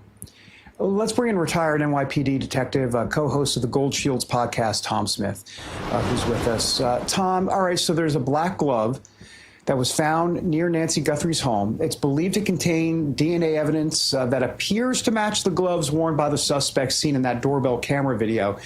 But Tom, this investigation's going on 3 weeks now. I don't know. Am I missing something? Why is it taking so long? Or is this normal in an investigation? It doesn't feel normal at all to me, but then what do I know? Tell me what you know. Well, this is a very complex case with a lot of moving parts, and it can take long. You know, they're meticulously going through every single thing. Believe me, there is not a detective or investigator or agent that's sleeping, that's going home, that doesn't want this solved. And they're doing everything possible every minute to try to get there. But sometimes it takes a long time. The Kohlberger case took 47 days to get him, but we also don't know what exactly is going on behind the scenes. There may be a number of viable leads that they're running down that they're not going to let out to the public, and for good reason. I think, you know, whoever's responsible for this is watching the news and getting their updates on there. So you want to prevent anything from leaking to the press that might impede a lead or something or an operation going forward. Yeah, I just can't bear the thought of how they feel. But I just want to mention, because I think it's really significant, that another mom sits in a prison cell today. 500 days Tina Peters has spent in prison. And I feel like we're hearing a little bit less about that these days. And so I just wanted to acknowledge that. But I also wanted to ask you, Detective, with all these tips that they're getting, who follows? What is that? Take us behind the scenes and give us a look at, like, who follows up on the tips? Does that take from the force that's out there in the field looking? Do they have volunteer teams that come in and do this? Just give us a behind the scenes of what we don't know. Yeah, sure. Like in New York, we had a joint operations command where everyone would set up. Then you have teams that are broken to do specific tasks. So you may have one team doing license plate readers, one team doing surveillance, one team doing leads. So that's how it's broken down. And the leads that come in have to be verified or corroborated with something else. It has to be viable for them to really take it and run with it. But you also don't want to take any of them for granted. So you're playing a fine line with leads that come in, and they had over 30,000 leads. So you can imagine the manpower that's going into this and the hours that are going into this. But they try to run down every lead because you don't know. But that's how it's done. It's just broken down into teams, and each team has a specific tasking to do. So not everyone is jumbled together to just run leads down and then get taken off of something else. Tom, before we let you go, we heard the sheriff over the weekend say this could take, hours, days. Then he started saying months or years. Years? I mean, what am I missing? I just feel like something's not adding up, and I can't put my finger on it. Well, first of all, I am not these days taken a lot by what he's saying. He's been all over the map with information that's going out there. And the number one thing you don't want to do is project something is going to take a year. I mean, that's the wrong message to send out to the family, to investigators, to the press. That's just the wrong message. The right message is they are doing everything possible to run this down and to find this woman and hopefully get the people that are responsible for it. Yeah. Retired NYPD Detective Tom Smith, we appreciate you being here, appreciate your expertise and your sharing it with us. Thank you. Thanks for having me again. Yeah, rev up those social media accounts and let's get Tina Peters released. 500 days is too long for this Gold Star mom. Coming up, California Governor Gavin Newsom is at it again, slamming law enforcement and making outrageous statements. We have his latest comments next here on American Sunrise.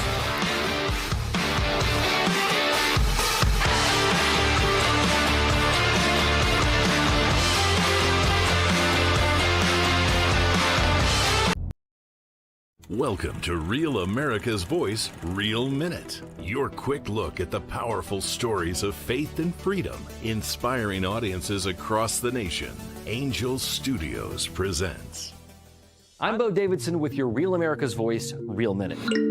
Did you ever wonder what truly happened in the COVID-19 pandemic and whether Anthony Fauci would ever be held accountable? I think we all have. Filmmaker Jenner First has an upcoming documentary that searches for truth, transparency, and accountability called Thank You, Dr. Fauci. Governments lie. Anthony Fauci put everyone on the planet at risk without their consent. It's beyond suspicious. Research caused a pandemic, killed 20 million, and cost $25 trillion. Fauci would prefer a lie. Public trust, national health, and global security are at stake as this documentary digs through thousands of pages of documents and interviews with former officials and whistleblowers in the most controversial narrative of our time that may also be one of the largest cover-ups in modern public health history. There was a cover-up. Why would we trade the Chinese the most advanced biotechnology in the world? He's a spy. It's insane. I don't think this is going to be foolproof. Things are going to slip through. Fauci knew and lied repeatedly.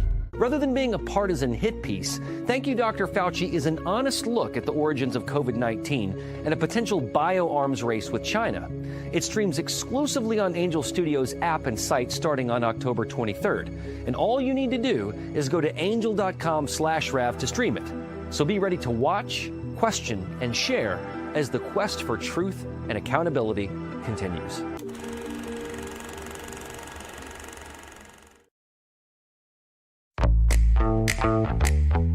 Now is the moment to put your brand in front of an engaged, loyal audience through Real America's Voice.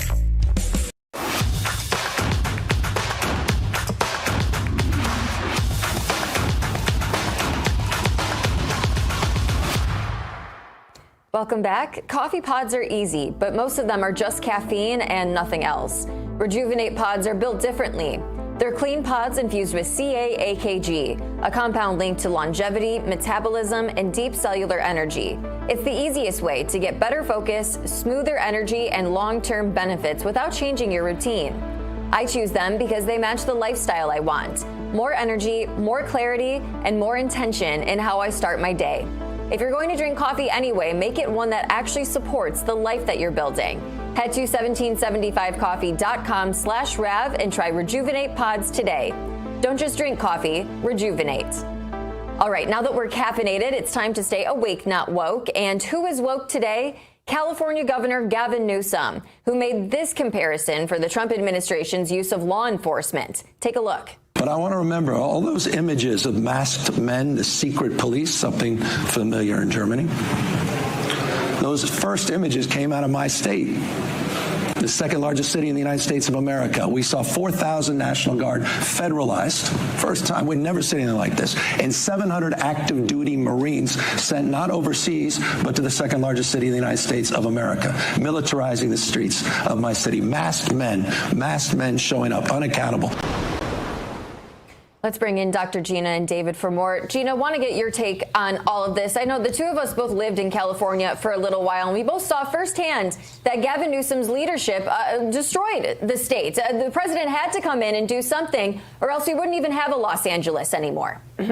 Well, look, Governor Brown did a good job destroying the state, too, and Newsom just picked up the mantle where he left off pretty much. But no, you're exactly right. I mean, the Democrat Party has become the party of lawlessness, and there's no finer example of that than California, and there's no finer example of that than Los Angeles. So by the grace of God, President Trump wants to clean it up. And, you know, I say just let the Democrats proceed with their campaign topic of utter lawlessness. And let's see how that works out for the residents of L.A., David. Yeah, it's a good campaign strategy for sure. Can we be clear about what the clip we just showed? Okay, he was talking about ICE, you know, we said law enforcement, ICE, right? But where did he do it? He did it over the weekend in Munich, Germany. Munich, Germany is the birthplace of Nazism.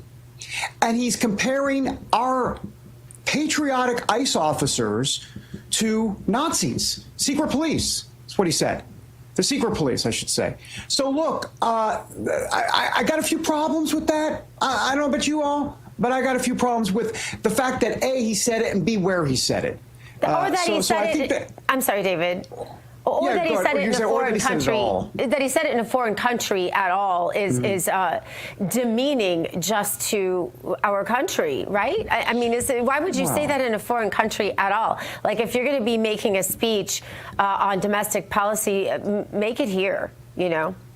100%. And this is Gavin Newsom's ultimate problem when he runs for president, because we all know he's going to, which is that he's going to be liberal, then he's going to be moderate, then he's going to be liberal, then he's going to be a little bit more conservative, then he's going to invite a conservative on his podcast, then he's going to be liberal. And my head's going to be spinning by the end of all of that. And that's kind of the point, right? He wants people's heads to spin to the point where he becomes a little bit more like an amoeba and he becomes a little bit more stealth, which, you know, won't fool MAGA, clearly, but MAGA's not going to vote for him, so he doesn't give a crap. What he cares about is the independents in the middle that are not paying attention.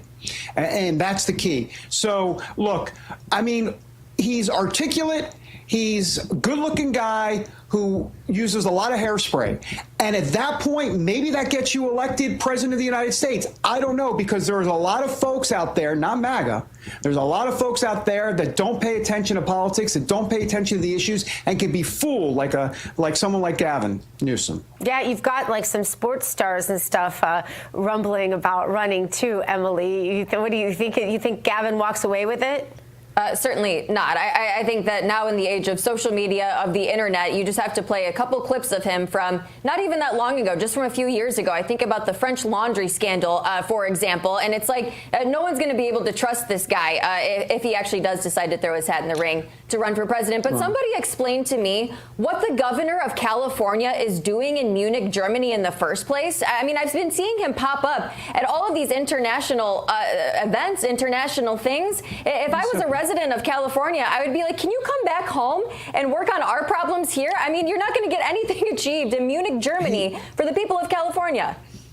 He's running for president, and AOC was there. Why is AOC there? She's thinking about running for president. Gretchen Whitmer, why was she there? We'll play them later in the second hour. You go to Germany now to run for president in the United States? Yes, I'm a little confused. The Munich conference is a big stop on the international tour to say, hey, I'm serious when it comes to foreign policy. Right after Iowa.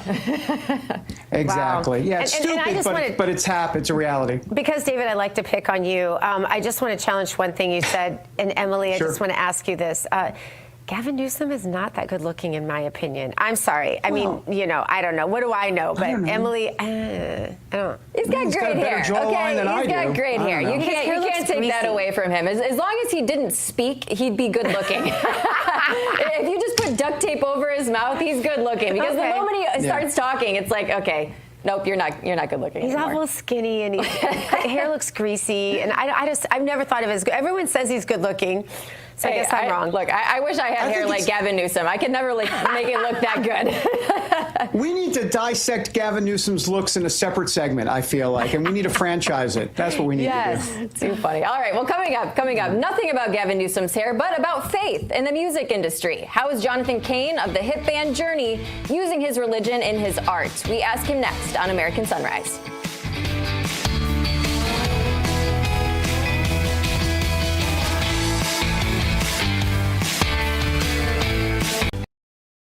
Welcome to Real America's Voice, Real Minute. Your quick look at the powerful stories of faith and freedom, inspiring audiences across the nation.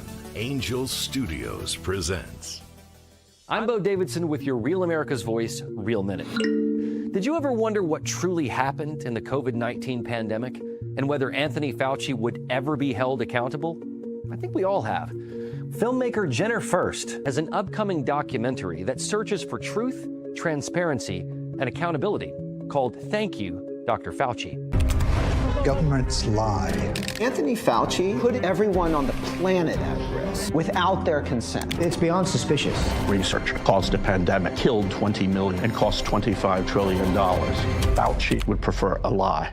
Public trust, national health, and global security are at stake as this documentary digs through thousands of pages of documents and interviews with former officials and whistleblowers in the most controversial narrative of our time that may also be one of the largest cover-ups in modern public health history. There was a cover-up. Why would we trade the Chinese the most advanced biotechnology in the world? He's a spy. It's insane. I don't think this is going to be foolproof. Things are going to slip through. Fauci knew and lied repeatedly. Rather than being a partisan hit piece, Thank You, Dr. Fauci is an honest look at the origins of COVID-19 and a potential bioarms race with China. It streams exclusively on Angel Studios app and site starting on October 23rd. And all you need to do is go to angel.com/Rav to stream it. So be ready to watch, question, and share as the quest for truth and accountability continues.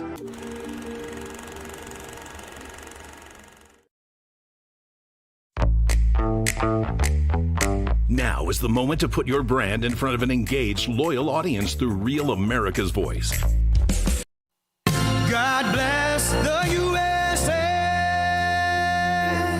In the beginning, God created the heaven and the earth.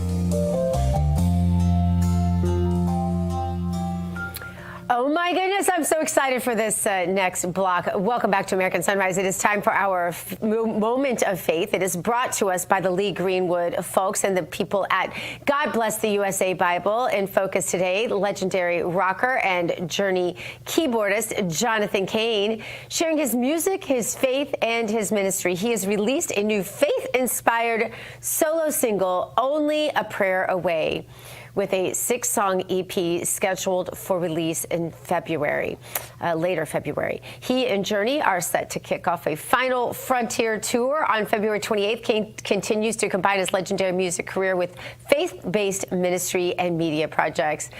Oh my goodness. Okay, so excited to have you on. Let's just start right here. Orient our audience, if you will, Jonathan. Tell us some of the best songs. You Don't Stop Believin', I know. Faithfully, what else? Well, there was Open Arms. Open Who's Arms. Crying Now? Separate Ways. Oh my goodness. Send Her My Love. Stone in Love.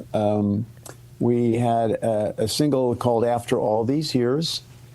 And there's about 100 other songs that since 1981. I've been in the band for 45 years, and I've been blessed to be the voice and most of the lyrics of that era, you know. And so to go into the Rock and Roll Hall of Fame was really an honor. And we waited 35 years for that one.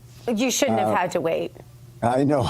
Journey still doesn't own a Grammy, so that tells you, you know, what that's worth. You know, we're finding out awards aren't all that much, you know. So, well, but the greatest reward is God's love and you know, His blessings, and I think that's why I moved into this space about 10 years ago when my wife Paula, who's a faith advisor to the president, senior faith advisor of the faith office to President Trump, and she asked me if I would go on a cruise ship with 200 women and lead worship. And I had nothing to do that week, so I joined them and had a spiritual experience. It was an anointing, and God just said, keep going. And so I did, and I thought, what better way to thank Him for all the blessings in my life. That's really amazing. And what a great story. And tell us, too, so you have this new release coming out. Where can people hear you perform? Because that's something that's always a little bit hard to figure out. Like, the websites have made it really confusing now. They grab you and take you to something else when you try to look up where your favorite performers are performing.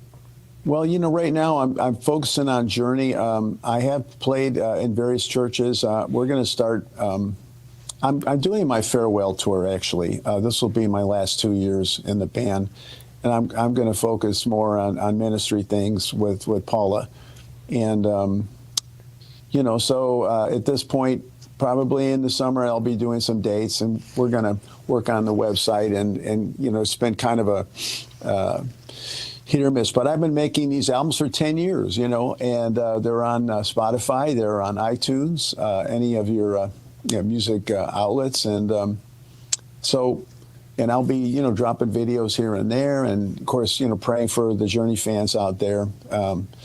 They've been very supportive, you know, with the music, and you know, Only a Prayer Away was just something that I saw late night television. Pastor Greg Laurie was actually, you know, doing one of his evangelistic moments, and he said, you know, the Lord's only a prayer away, and I thought, that's a song. And so I saw him at National Day of Prayer, and I showed him a lyric I had written, and he said, well, carry on. And so I did, and now he's using it to evangelize on his show and his radio show, and it's really great to sort of dovetail into a ministry and lead people to the Lord.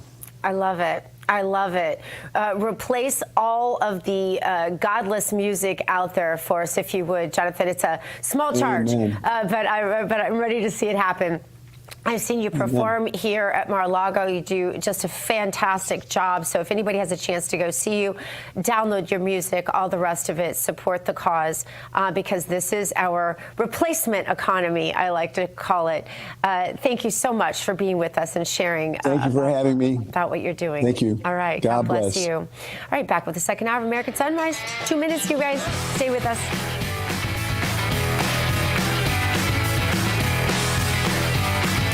Introducing the limited edition God Bless the USA Bible, inspired by Lee Greenwood's hit song and the most recognized patriotic anthem in America, God Bless the USA. The God Bless the USA large print leather-bound King James Bible also contains America's founding documents, the U.S. Constitution, the Bill of Rights, the Declaration of Independence, and the Pledge of Allegiance, along with a handwritten chorus to Lee Greenwood's song, God Bless the USA. With its large print and slim design, this Bible invites you to explore God's Word anywhere, anytime. The God Bless the USA Bible makes the perfect gift and cherished family heirloom keepsake to pass on to future generations. Designed for an easy reading experience in the trusted King James Version translation, this large print Bible is perfect to take to church, Bible study, work, and for traveling. Order yours today at GodBlessTheUSABible.com. Welcome to Real America's Voice, Real Minute. Your quick look at the powerful stories of faith and freedom, inspiring audiences across the nation. Angel Studios presents. I'm Bo Davidson with your Real America's Voice, Real Minute. Did you ever wonder what truly happened in the COVID-19 pandemic and whether Anthony Fauci would ever be held accountable? I think we all have. Filmmaker Jenner First has an upcoming documentary that searches for truth, transparency, and accountability called Thank You, Dr. Fauci. Governments lie. Anthony Fauci put everyone on the planet at risk without their consent. It's beyond suspicious.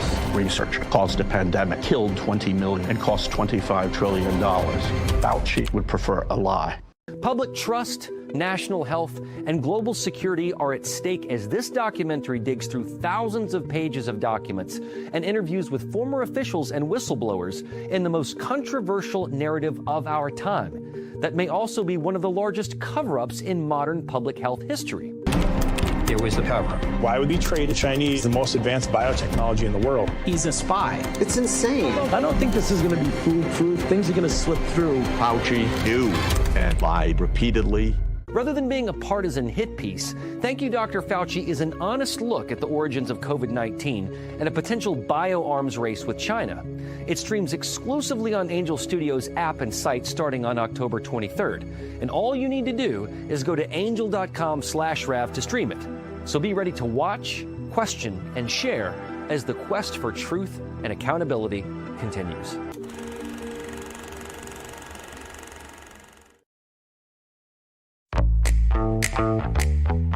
Now is the moment to put your brand in front of an engaged, loyal audience through Real America's Voice. Coming up on the second hour of American Sunrise, Secretary of State Marco Rubio pushes for a new global order in Europe, urging allies to partner with the Trump administration on sovereignty, military strength, and reindustrialization. We're going to have reaction on that straight ahead. Plus, a stunning reversal from the federal bench. An Obama-appointed judge says the administration must remedy the wrong and fly deported migrants back to America. We're going to talk about that later on. Also ahead, AOC and Michigan Governor Whitmer call out Trump on the global stage, accusing his administration of undermining allies and pushing authoritarian policies. We're going to have those details later in the hour. These stories, so much more, as the second hour of American Sunrise starts right now. Good morning, America. Welcome to American Sunrise. Whether it's culture, we have breaking news to share with you. Politics. President Trump is joining us live now from Florida. We've got you covered. This is what it looks like to be a patriot. We have to protect the American family. The American dream is still alive. I'm David Brody. I'm Terrance. And I'm Dr. Gina.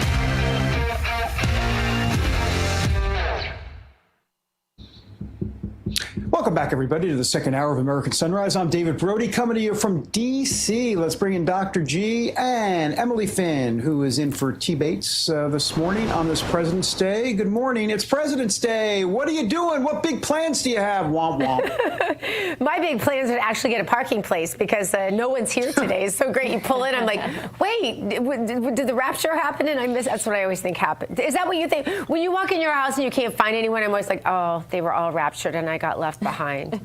Yeah, and then I think I'm screwed at that point.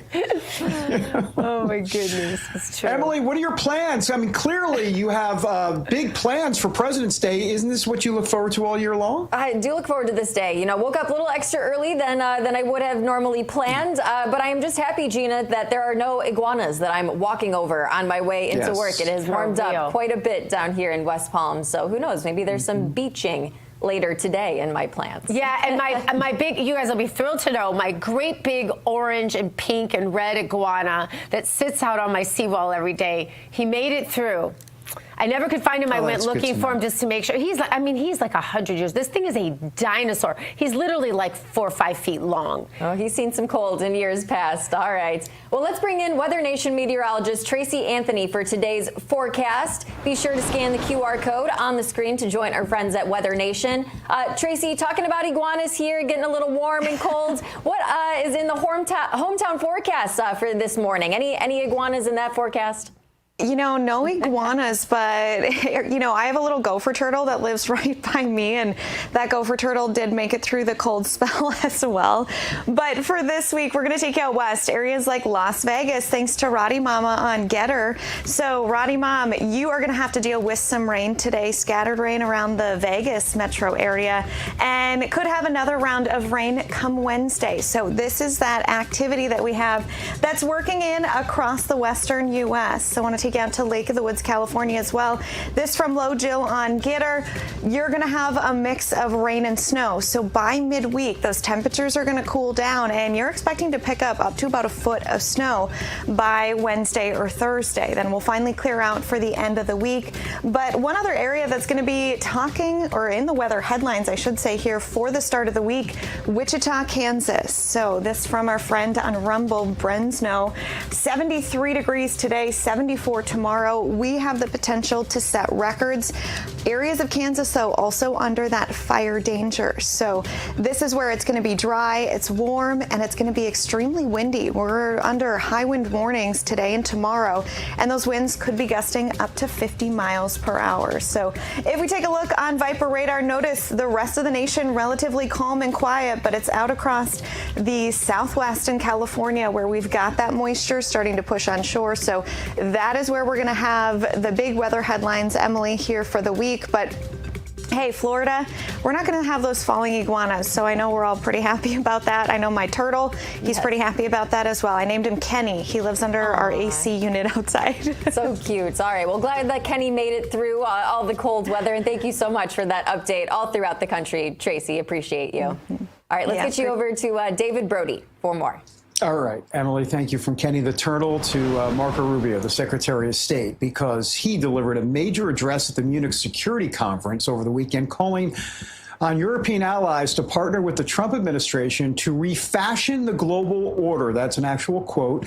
Rubio stressed the need for sovereignty, reindustrialization, and military strength, while attempting to soothe tensions over past controversies, including the administration's call to annex Greenland and criticisms of Europe. Here was the Secretary of State pushing what he calls, quote, a new Western century. Have a look.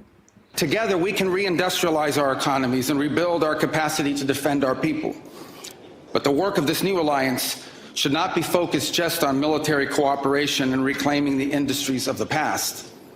It should also be focused on together advancing our mutual interests in new frontiers, unshackling our ingenuity, our creativity, and the dynamic spirit to build a new Western century.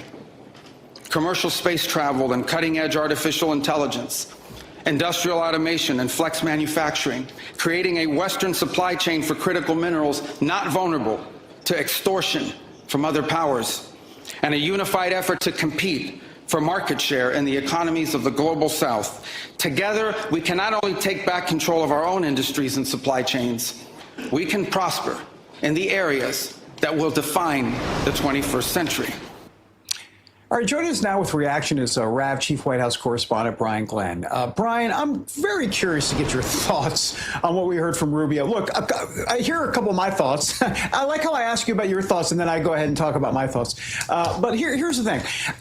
Rubio was this Tea Party guy back in the day. Then he kind of got into the neocon lane, and now he's in the MAGA lane.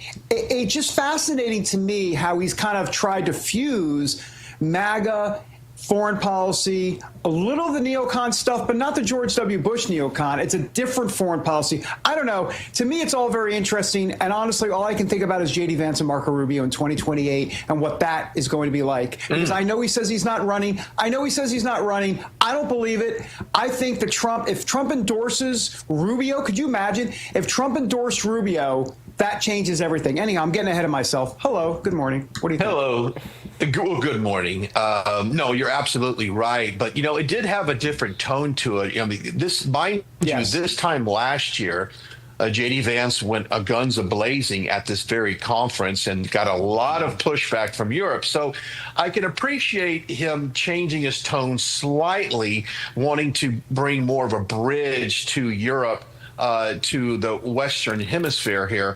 But at the same time, he was pretty strong in terms of security and really pushed Europe to be able to stand alone on that and not necessarily rely on the U.S. security forces to protect them. And he said, we're all stronger together, but Europe needs to make sure they can stand on their own 2 feet. So with that said, but I will say this, David, I think it's pretty ironic right now that we're experiencing a partial government shutdown that affects Department of Homeland Security, but we have people like AOC and other elected officials in Congress and Senate. Guess what?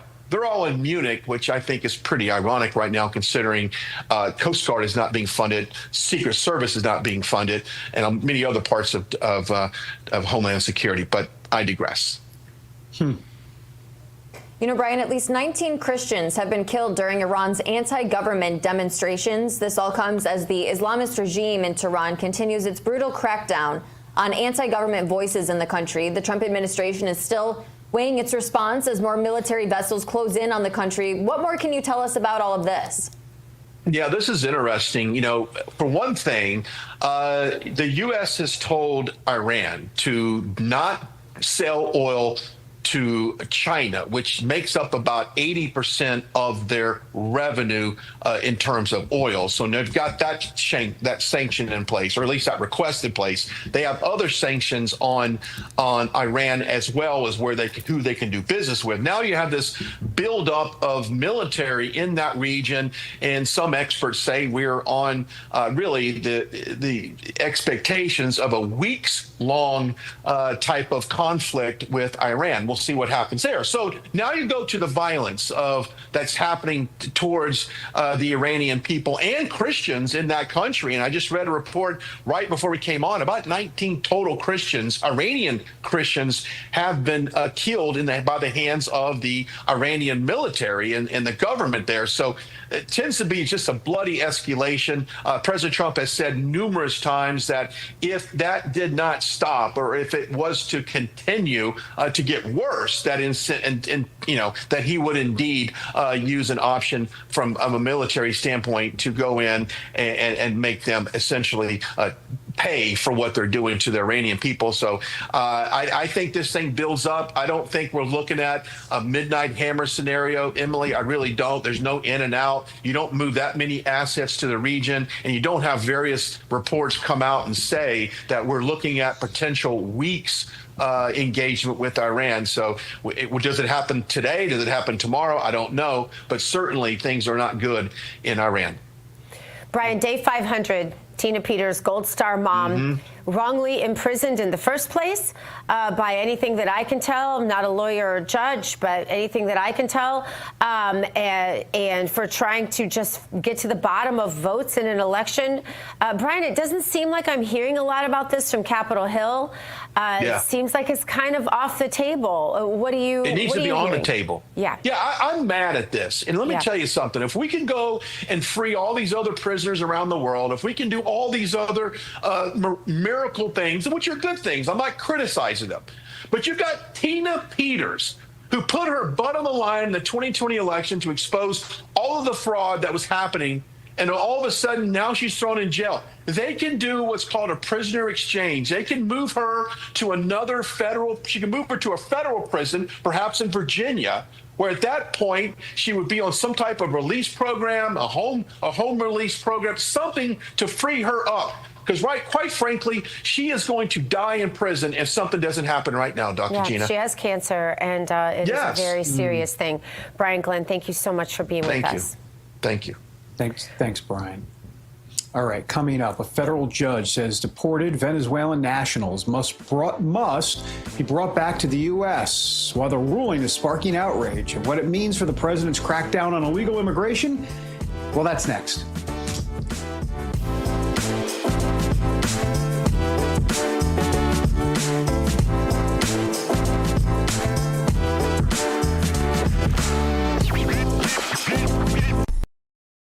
Welcome to Real America's Voice, Real Minute. Your quick look at the powerful stories of faith and freedom, inspiring audiences across the nation. Angel Studios presents. I'm Bo Davidson with your Real America's Voice, Real Minute. Did you ever wonder what truly happened in the COVID-19 pandemic and whether Anthony Fauci would ever be held accountable? I think we all have. Filmmaker Jenner First has an upcoming documentary that searches for truth, transparency, and accountability called Thank You, Dr. Fauci. Governments lie. Anthony Fauci put everyone on the planet at risk without their consent. It's beyond suspicious. Research caused a pandemic, killed 20 million, and cost $25 trillion. Fauci would prefer a lie. Public trust, national health, and global security are at stake as this documentary digs through thousands of pages of documents and interviews with former officials and whistleblowers in the most controversial narrative of our time that may also be one of the largest cover-ups in modern public health history. There was a cover-up. Why would we trade the Chinese the most advanced biotechnology in the world? He's a spy. It's insane. I don't think this is going to be foolproof. Things are going to slip through. Fauci knew, and that lied repeatedly. Rather than being a partisan hit piece, Thank You, Dr. Fauci is an honest look at the origins of COVID-19 and a potential bioarms race with China. It streams exclusively on Angel Studios app and site starting on October 23rd. And all you need to do is go to angel.com/Rav to stream it. So be ready to watch, question, and share as the quest for truth and accountability continues.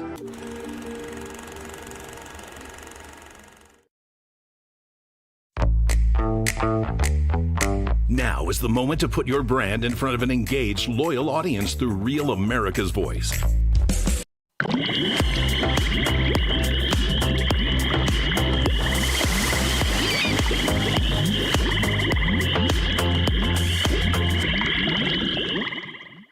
Welcome back to American Sunrise. I'm Emily Finn. Time now to drain the swamp, and this morning we are once again flushing out D.C. District Court Judge James Boasberg.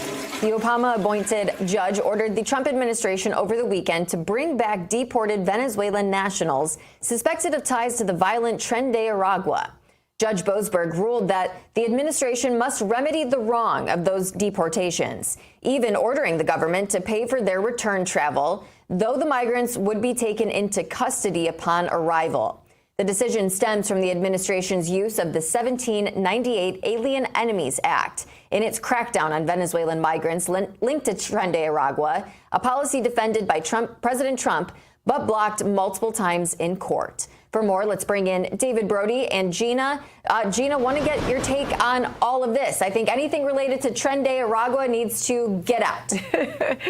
Yeah, to say the least, Emily. I mean, you can't make this stuff up, right? Like, this is the kind of stuff that you think, surely the Democrats aren't this off, but they are. They never cease to amaze me, David, with the ridiculously radical, antithetical to anything in the American conscience, by the way. Honestly, I keep looking at the midterms thinking this midterms belongs to the Republicans. It is theirs to lose. And I do feel like the Republicans are doing a lot to mess it up, too, frankly, or not claiming narratives that they could. But, David, this is unbelievable if the average voter actually finds out about it. No doubt. And they're not going to. And you know why? Because the Republicans, they cry out and they say, oh, Boasberg, he's horrible. Yeah, he should be impeached. Womp womp. They do nothing. They do absolutely nothing. This is a judge who should be impeached. Now, granted, the trial, if he was ever impeached in the House, it would go to the Senate and he wouldn't be convicted. So he's going to stay as judge. But they've got to do something with this judge. You know, like, dare I use a little bit of a Yiddish phrase here? Boasberg has been a pain in the tuchus, and it really is sad that no one is doing anything. Look, here's the situation, guys, ladies, excuse me. I want to get my gender correct. But look, here's the problem with Boasberg. He's literally saying that not only does the government have to take back these Venezuelan nationals, but, oh, by the way, the taxpayer, you've got to fund and pay for their flight back to the United States. Is this madness or what? Oh, my, now I have to take a sedative pill. And I don't like taking sedative pills so early in the morning. Oh, I'm not off to a good start. It absolutely is madness. And then think about it. The taxpayer money is going to have to pay to keep them in custody, to house them, to figure out what the next step in the process is going to be. It is an absolute disgrace, Gina. Return them. I mean, I've heard everything now. I'm sorry. I shouldn't be laughing because it's really not funny. It's just so overwhelmingly stupid and ridiculous that it just makes me laugh. I don't know. Yeah. Put him in first class. Why not? You know what? At this point, put him in first class with Chris Van Hollen. Get him a daiquiri. I don't know. This is ridiculous. Yeah, send them all to Chicago. They'll have places to live. They'll have free health care. They'll have credit cards to be able to go spend money on. It's absolute madness. Send them to Jacob Fry's house in Minnesota. Yeah, that's the thing. Yeah. If Boasberg wants to bring him back, then Boasberg should get to house them all at his house. Yeah. Yeah. Craziness. All right, coming up on American Sunrise, the hidden connection between just okay sleep and those late night painkillers or frequent chiropractor visits. Is your bed the real problem? Stay with us. We have the answer.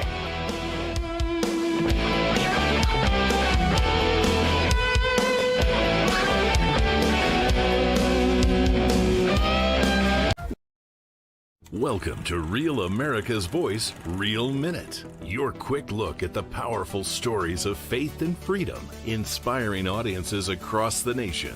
Angel Studios presents. I'm Bo Davidson with your Real America's Voice, Real Minute. Did you ever wonder what truly happened in the COVID-19 pandemic and whether Anthony Fauci would ever be held accountable? I think we all have. Filmmaker Jenner First has an upcoming documentary that searches for truth, transparency, and accountability called Thank You, Dr. Fauci. Governments lie. Anthony Fauci put everyone on the planet at risk without their consent. It's beyond suspicious. Research caused a pandemic, killed 20 million, and cost $25 trillion. Fauci would prefer a lie. Public trust, national health, and global security are at stake as this documentary digs through thousands of pages of documents and interviews with former officials and whistleblowers in the most controversial narrative of our time that may also be one of the largest cover-ups in modern public health history. There was a cover-up. Why would we trade the Chinese the most advanced biotechnology in the world? He's a spy. It's insane. I don't think this is going to be foolproof. Things are going to slip through. Fauci knew and lied repeatedly. Rather than being a partisan hit piece, Thank You, Dr. Fauci is an honest look at the origins of COVID-19 and a potential bioarms race with China. It streams exclusively on Angel Studios app and site starting on October 23rd. And all you need to do is go to angel.com/Rav to stream it. So be ready to watch, question, and share as the quest for truth and accountability continues.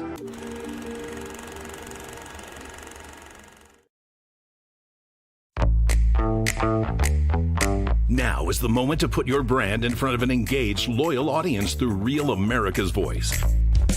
At Real America's Voice, we know that you want to be a part of something bigger. That's why we've teamed up with AMAC, the Association of Mature American Citizens, to build a real community of folks who care about faith and our country's future. There is no force on earth that can stop us from saving our country. Want to be a part of this movement? It's easy. Just scan the QR code on your screen right now. That's right. Grab your phone and scan the QR code to join the AMAC and Real America's Voice family today. By scanning the QR code, you'll unlock exclusive content, connect with like-minded Americans, and be first in line for events that celebrate our shared values. So don't wait. Scan the QR code. Join us today and become part of a community that stands for faith, family, and freedom. Real rights, they come from God. With AMAC and Real America's Voice. Go ahead. Scan the QR code now. Welcome back, everybody, to American Sunrise. By the way, no Dow Jones this morning, no opening bell, none of the ding, ding, ding, because it is President's Day. All right, it's time to stop thinking about your mattress as furniture. You spend a third of your life on it. I mean, that makes it one of the most important pieces of health equipment that you own. Think of it like that. Most people don't think about their mattress until pain, of course, forces them to.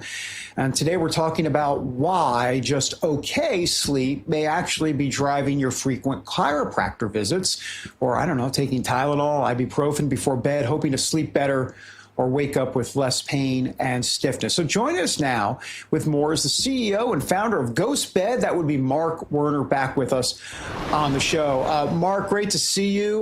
Boy, I tell you what, I love the story, the backstory, if you will, of Ghost Bed, because it didn't start as like a business idea. It really started as a personal health problem. So talk a little bit about that, and good morning to you. Good morning, David. Thanks for having Ghost Bed. Well, I've had 3 neck surgeries. And that was very intrusive. And I couldn't find a pillow or mattress that worked for my person. So I ended up inventing my own 25 years ago and started a family business with my wife. I'm fortunate to come from the Wernern family, Wernern ladder family, where my grandfather started that over 100 years ago.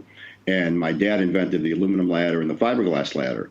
And from working with him as a little kid and through the years in fiberglass, I learned how to really reposition polymers from a fiberglass ladder to a memory foam mattress. And that was kind of the genesis of our start of Ghost Bed in the early days. And now we're a great American family business here in the United States. Yeah, you sure are. So let me ask you, so if someone wakes up with like aches and pains every morning, how much of that could actually be their mattress? Kind of help us through that a little bit. Probably a lot has to do with the mattress. You know, if you're waking out in pain, you're getting kind of a health report card right away saying not working, and you probably need a new mattress. And our bodies are ever changing, and our mattresses do wear out over time, even though we have 20 and 25-year warranties. Just from a hygiene standpoint, we say you should replace your mattress every 7 or 8 years because you lose a pint of fluid every night, and that's going into the bedclothes, into the mattress, etc. But you get inflammation building up in your person, you're moving around, it's not the right type of mattress for you. So it's always a good health thing to get a new mattress. And sleep and health is tightly related. What are you going to notice first with the mattress, like in terms of the real change when you switch to GhostBed? Help us through that a little bit so they can understand what they should be looking for, if you will. Well, it's just going to be immediate comfort and support. Now, I've read over 100,000 of our reviews on our platform, on Costco, on Amazon, and Sam's Club, you know, big, large, independent platforms, talking about the feedback from our customers. And the feedback's phenomenal. And people just really enjoy it immediately. Sometimes it takes a couple of days to break in, but they really enjoy it. They're sleeping better. They're happier campers. Their back pain's going away. Their shoulder pain's going away. It's just a constant repetition when I'm seeing these reviews and reaching out and talking to customers what they're saying. So it really makes a difference. So let me ask you this a little bit. In terms of mattress shopping, can you kind of clue us in a little bit? Because people will go into a mattress discount store and, you know, check out this mattress, that mattress. And, you know, what's the checklist here? I mean, like, in other words, why GhostBed over some of these other mattress discount stores? And what's really the key difference here? Well, GhostBed's all about quality, and that's been the origin of my family for over 100 years. You know, we're a quality organization. We make quality merchandise. We have lots of patents. I've got patents on cooling. I've got adjustable base patents. I've got all kinds of patents to make a better product. So we put more investment into the mattress so you get a better product. We're not marketing guys. We're product guys. And my competitors, although they make a good mattress, we make a better mattress that's also more affordable. So we're in that more affordable range of the purchase spectrum. Got it. Let's talk a little bit about side sleepers and back sleepers and firmness and all of that as it relates to what if you got like, you know, your wife is a certain type of sleeper, you're a different type of sleeper, you like one person likes it a little less firm or more firm depending on the mattress. So how do you kind of work through that because that seems tricky. Maybe I'm not getting that correct, but that just seems a little bit, could be a potential problem. It is tricky, and that's why we have leaned into and really pioneered what's called the Split King Adjustable. So that's 2 twin XL adjustable bases and then 2 individual mattresses. So you and your partner can pick out which mattress you like. So say you like a firmer mattress, your wife wants a softer mattress, you want extra cooling, she wants medium cooling. And then with the adjustable, like shown there in the video, the head goes up, the legs can go up, there's got massage for the head, massage for the legs, undercarriage lighting, all kinds of positions, zero gravity, anti-snore, etc. So now you have individual comfort, which is the ultimate kind of lifestyle experience that more and more people are learning about and switching to every day. So both parties in the relationship can be very happy. Boy, you guys have thought of everything, by the way. I'm curious about people being obviously nervous to buy without trying it. How do you kind of, what do you tell folks like that? Well, you're making a big purchase sight unseen, durable good. So what we do is offer a 101 night sleep trial, which means you can buy the mattress, you take Mark's quiz and kind of figure out what's the right mattress for your body type and patterns, et cetera. So we try to hone in on getting the right mattress. You get it delivered either white glove or through FedEx and set up, et cetera. And then if it's not working for you after over 3 months, you can return it. We'll pick it up, no cost, and either exchange it for something else or give you your money back. We want you to be happy. We have a very low return rate, so I think we do a pretty good job assigning the right type of sleep product to the individual sleeper. But that kind of takes the risk factor out of the equation. And then you also get to enjoy it in your own environment, you know, rather than, 10, 15 seconds in a showroom where some guys kind of looking over you and making you feel a little bit uncomfortable in a kind of a personal setting. That is actually a really good point. Yeah, I've been there, done that with that. By the way, where can people go to get more information if they want to check it out and buy and all that good stuff?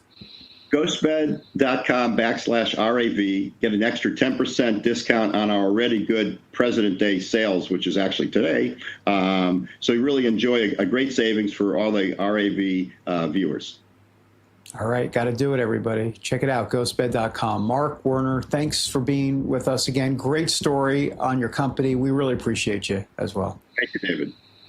All right, ghostbed.com/RAV. Promo code RAV, by the way. You get the 10% off. All right, still to come here on American Sunrise. Attorney General Pam Bondi says every required document related to Jeffrey Epstein has been released, including a list of 300-plus high-profile names. What's inside that massive doc dump and why it's already shaking up Washington. We talk about it when we come back.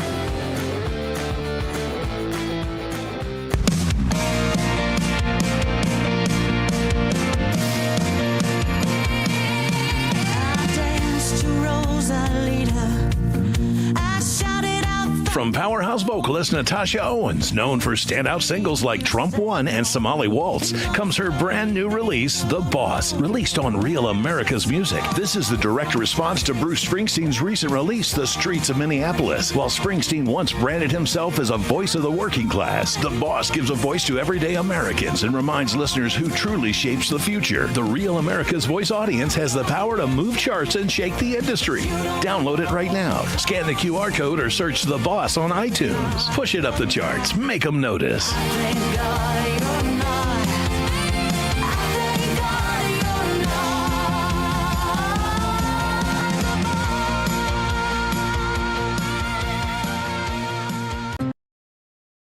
Freedom to speak your mind. Freedom to protest policies you don't like. Freedom to start a business. Freedom to own property. Freedom to vote. Freedom to flourish. It's easy to take these things for granted, but for many people around the world, freedom is merely a dream, and those who fight for it risk losing everything. Their reputations, their livelihoods, even their lives. Scan the QR code now or visit atlasnetwork.org/RAV today to help freedom become a reality for people fighting back against authoritarianism.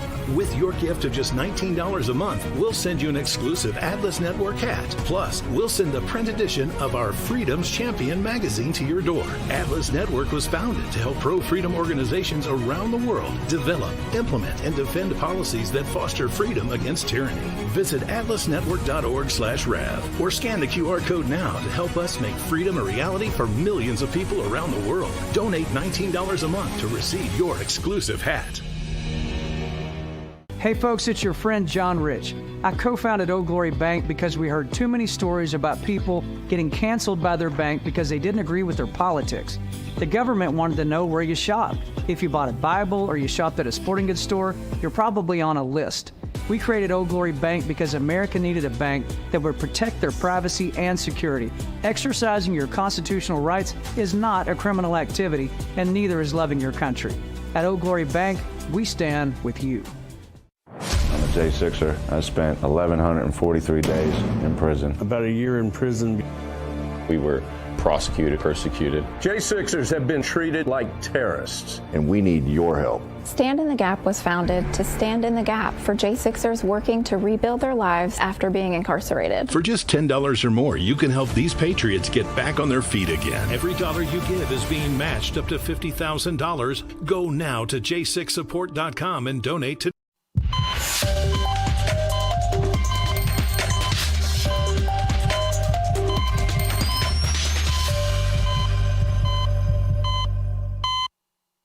Welcome back to American Sunrise. I'm Dr. G. We are so happy you joined us this Monday morning. We invite you to hop in our conversation on YouTube, Getter, and Rumble. It is time now to take the political pulse of America. Here is the beat today. A major development in the Epstein files saga. Attorney General Pam Bondi says every document required under the Epstein Files Transparency Act has now been released, all of it, including a massive list of more than 300 high-profile names. Bondi's letter to top lawmakers, from Chairman Chuck Grassley to Ranking Member Jamie Raskin, lays out what the Department of Justice says is a complete and unredacted accounting of major related Jeffrey Epstein and Ghislaine Maxwell.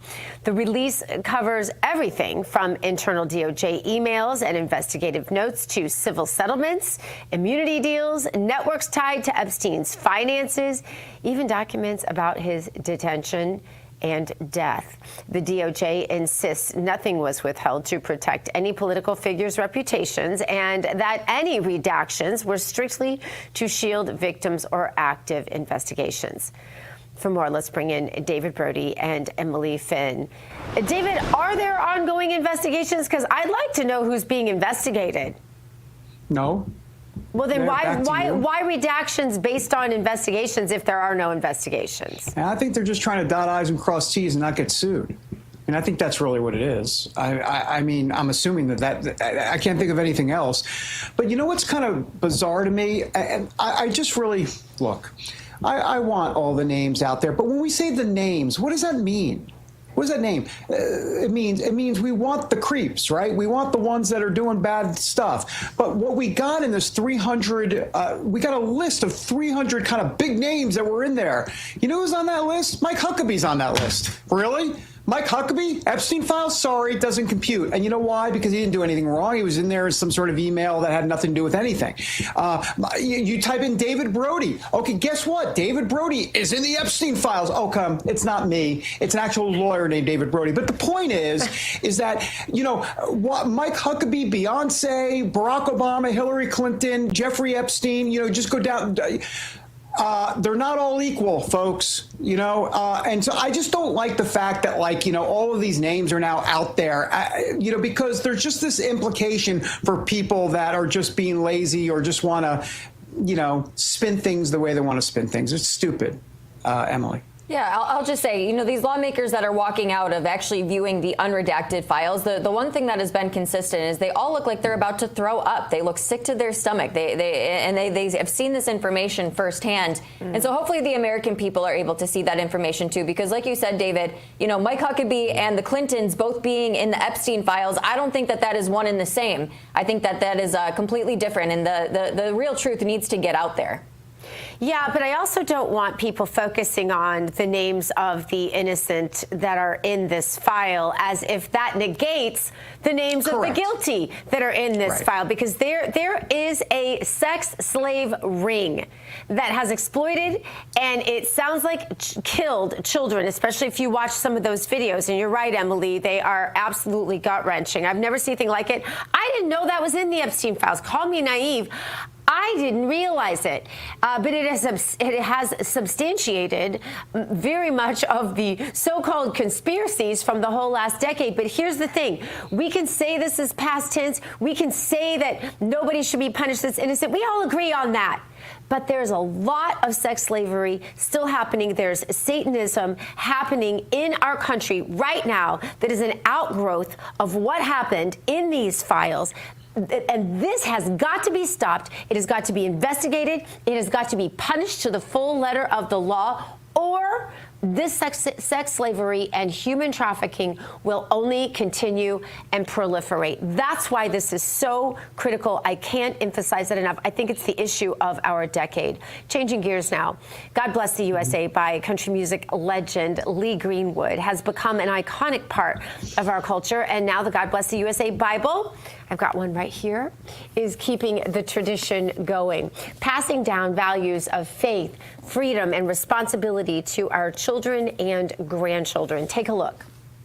Introducing the limited edition God Bless the USA Bible, inspired by Lee Greenwood's patriotic anthem. The God Bless the USA large print leather-bound King James Bible also contains America's founding documents, the U.S. Constitution, the Bill of Rights, the Declaration of Independence, and the Pledge of Allegiance, along with the handwritten chorus to Lee Greenwood's song, God Bless the USA. Order yours today at GodBlessTheUSABible.com.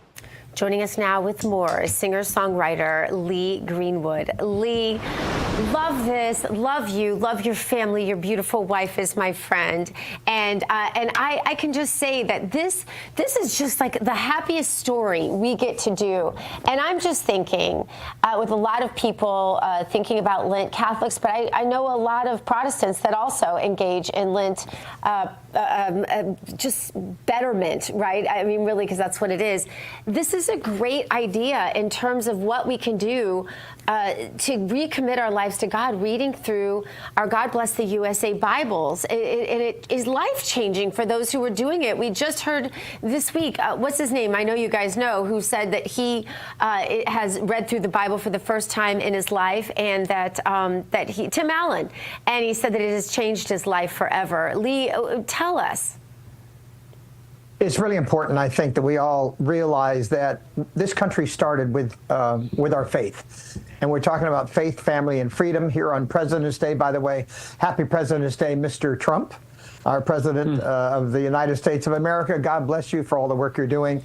Our God Bless USA Bible is something I think that's make a great gift here for Easter coming up. And as you notice, you put up that document there, me holding it, giving it to you. There's an important picture, I think. I'm so happy to be in New York right now, and I'm happy Monday.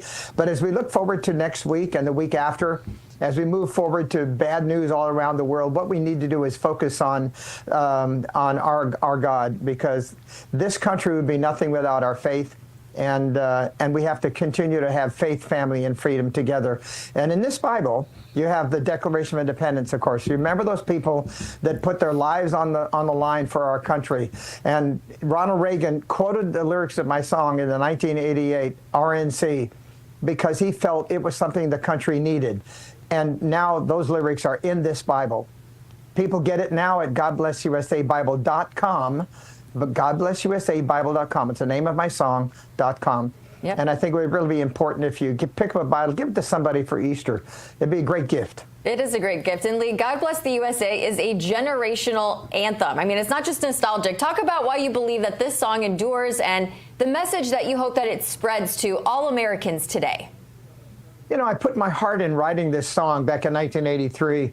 It was sort of a country song at first, but as it gained legs, as you pointed out, it's multi-generation.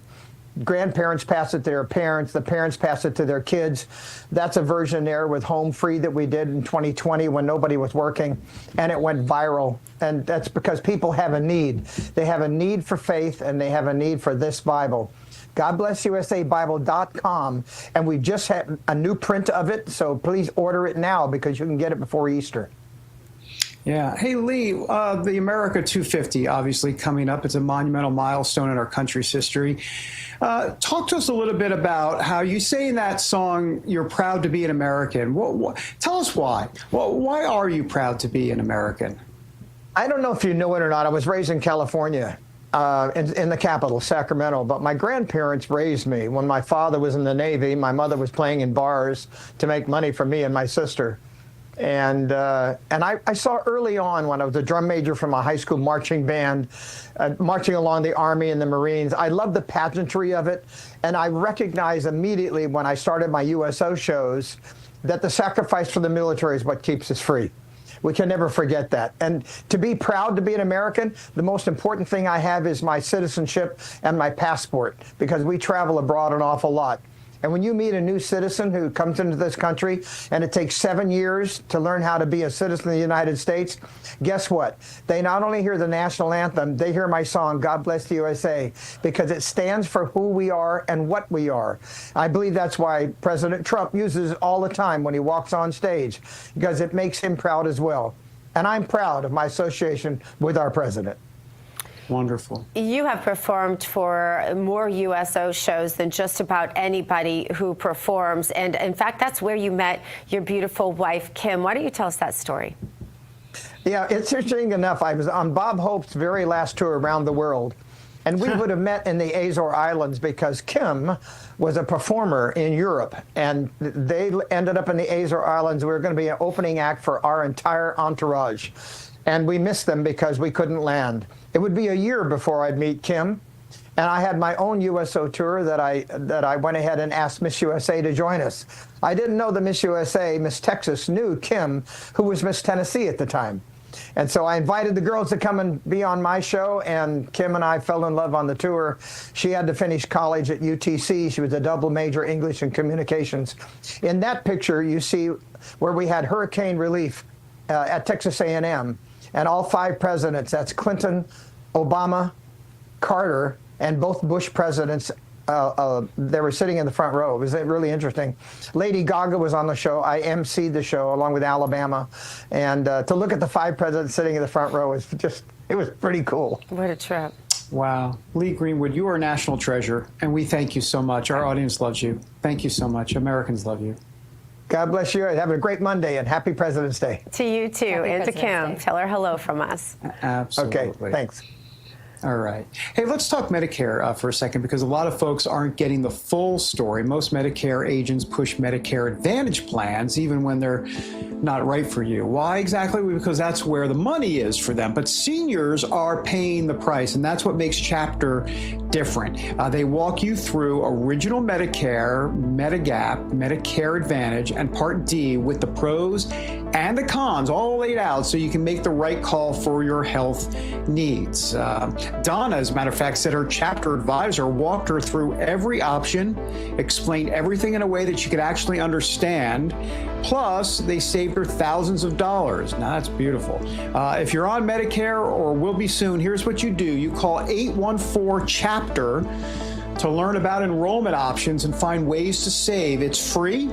It's quick. They can review your options in like under 20 minutes. Most people wish they had called sooner. So please go ahead and do that today. All right, coming up, AOC and Governor Gretchen Whitmer taking the stage in Munich, slamming President Trump's foreign policy in front of a global audience. But their comments aren't being received the way they intended. That's next on American Sunrise. Gretchen, AC, we're back in a moment. Keep watching.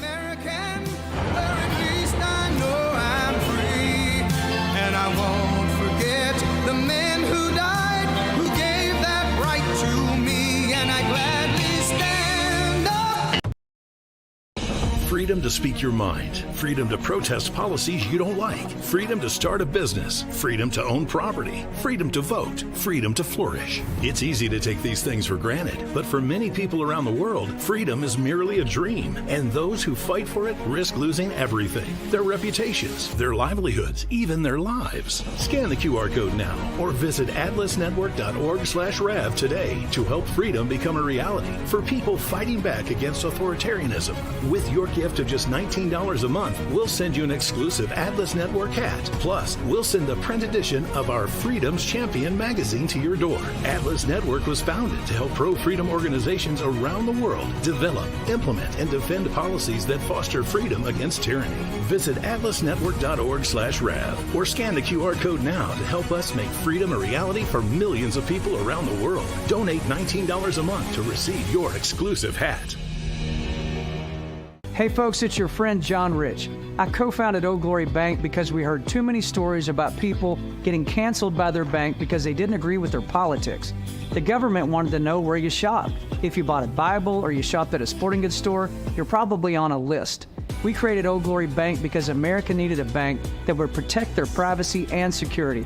Exercising your constitutional rights is not a criminal activity, and neither is loving your country. At Old Glory Bank, we stand with you. I'm a J6er. I spent 1,143 days in prison. About a year in prison. We were prosecuted, persecuted. J6ers have been treated like terrorists. And we need your help. Stand in the Gap was founded to stand in the gap for J6ers working to rebuild their lives after being incarcerated. For just $10 or more, you can help these patriots get back on their feet again. Every dollar you give is being matched up to $50,000. Go now to j6support.com and donate to.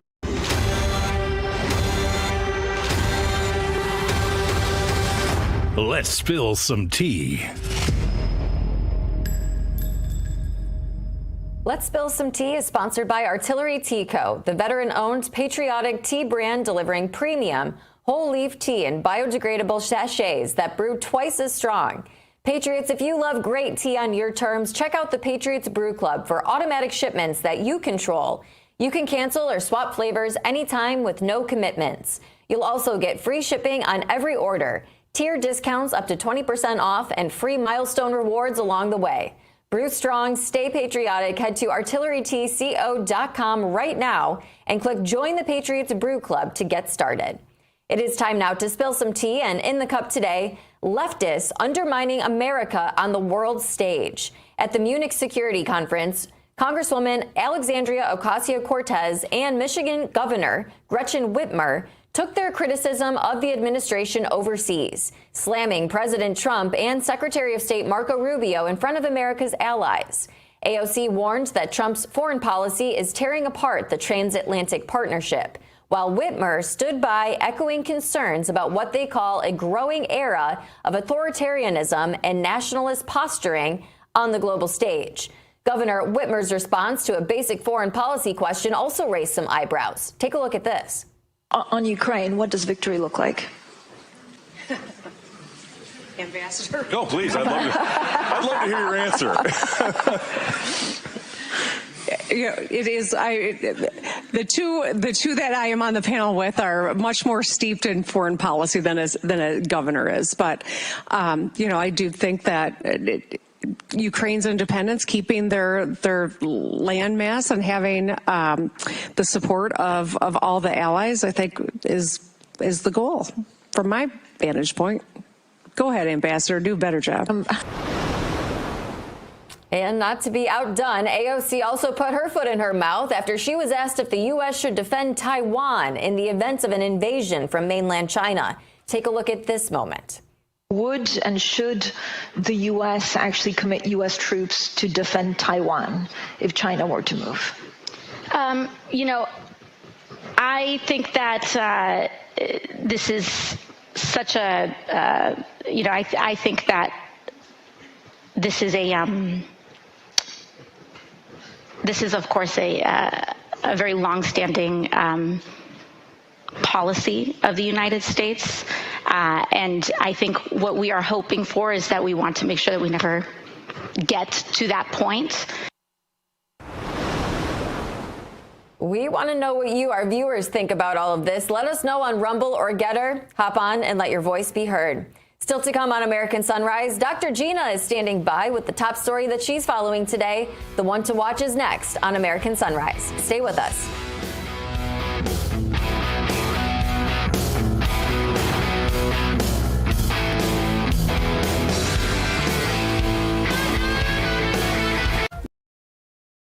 Freedom to speak your mind, freedom to protest policies you don't like, freedom to start a business, freedom to own property, freedom to vote, freedom to flourish. It's easy to take these things for granted, but for many people around the world, freedom is merely a dream, and those who fight for it risk losing everything, their reputations, their livelihoods, even their lives. Scan the QR code now or visit atlasnetwork.org/rev today to help freedom become a reality for people fighting back against authoritarianism. With your gift of just $19 a month, we'll send you an exclusive Atlas Network hat. Plus, we'll send the print edition of our Freedom's Champion magazine to your door. Atlas Network was founded to help pro-freedom organizations around the world develop, implement, and defend policies that foster freedom against tyranny. Visit atlasnetwork.org/rev or scan the QR code now to help us make freedom a reality for millions of people around the world. Donate $19 a month to receive your exclusive hat. Hey folks, it's your friend John Rich. I co-founded Old Glory Bank because we heard too many stories about people getting canceled by their bank because they didn't agree with their politics. The government wanted to know where you shop. If you bought a Bible or you shopped at a sporting goods store, you're probably on a list. We created Old Glory Bank because America needed a bank that would protect their privacy and security. Exercising your constitutional rights is not a criminal activity, and neither is loving your country. At Old Glory Bank, we stand with you. I'm a J6er. I spent 1,143 days in prison. About a year in prison.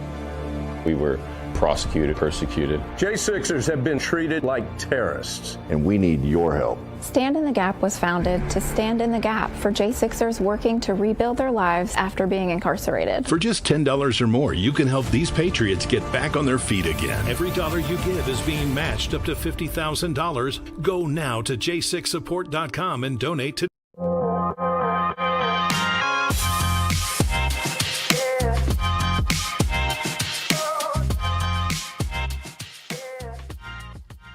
All right, welcome back to American Sunrise. I'm Dr. G. Thanks for joining us today. It is time now for the one to watch.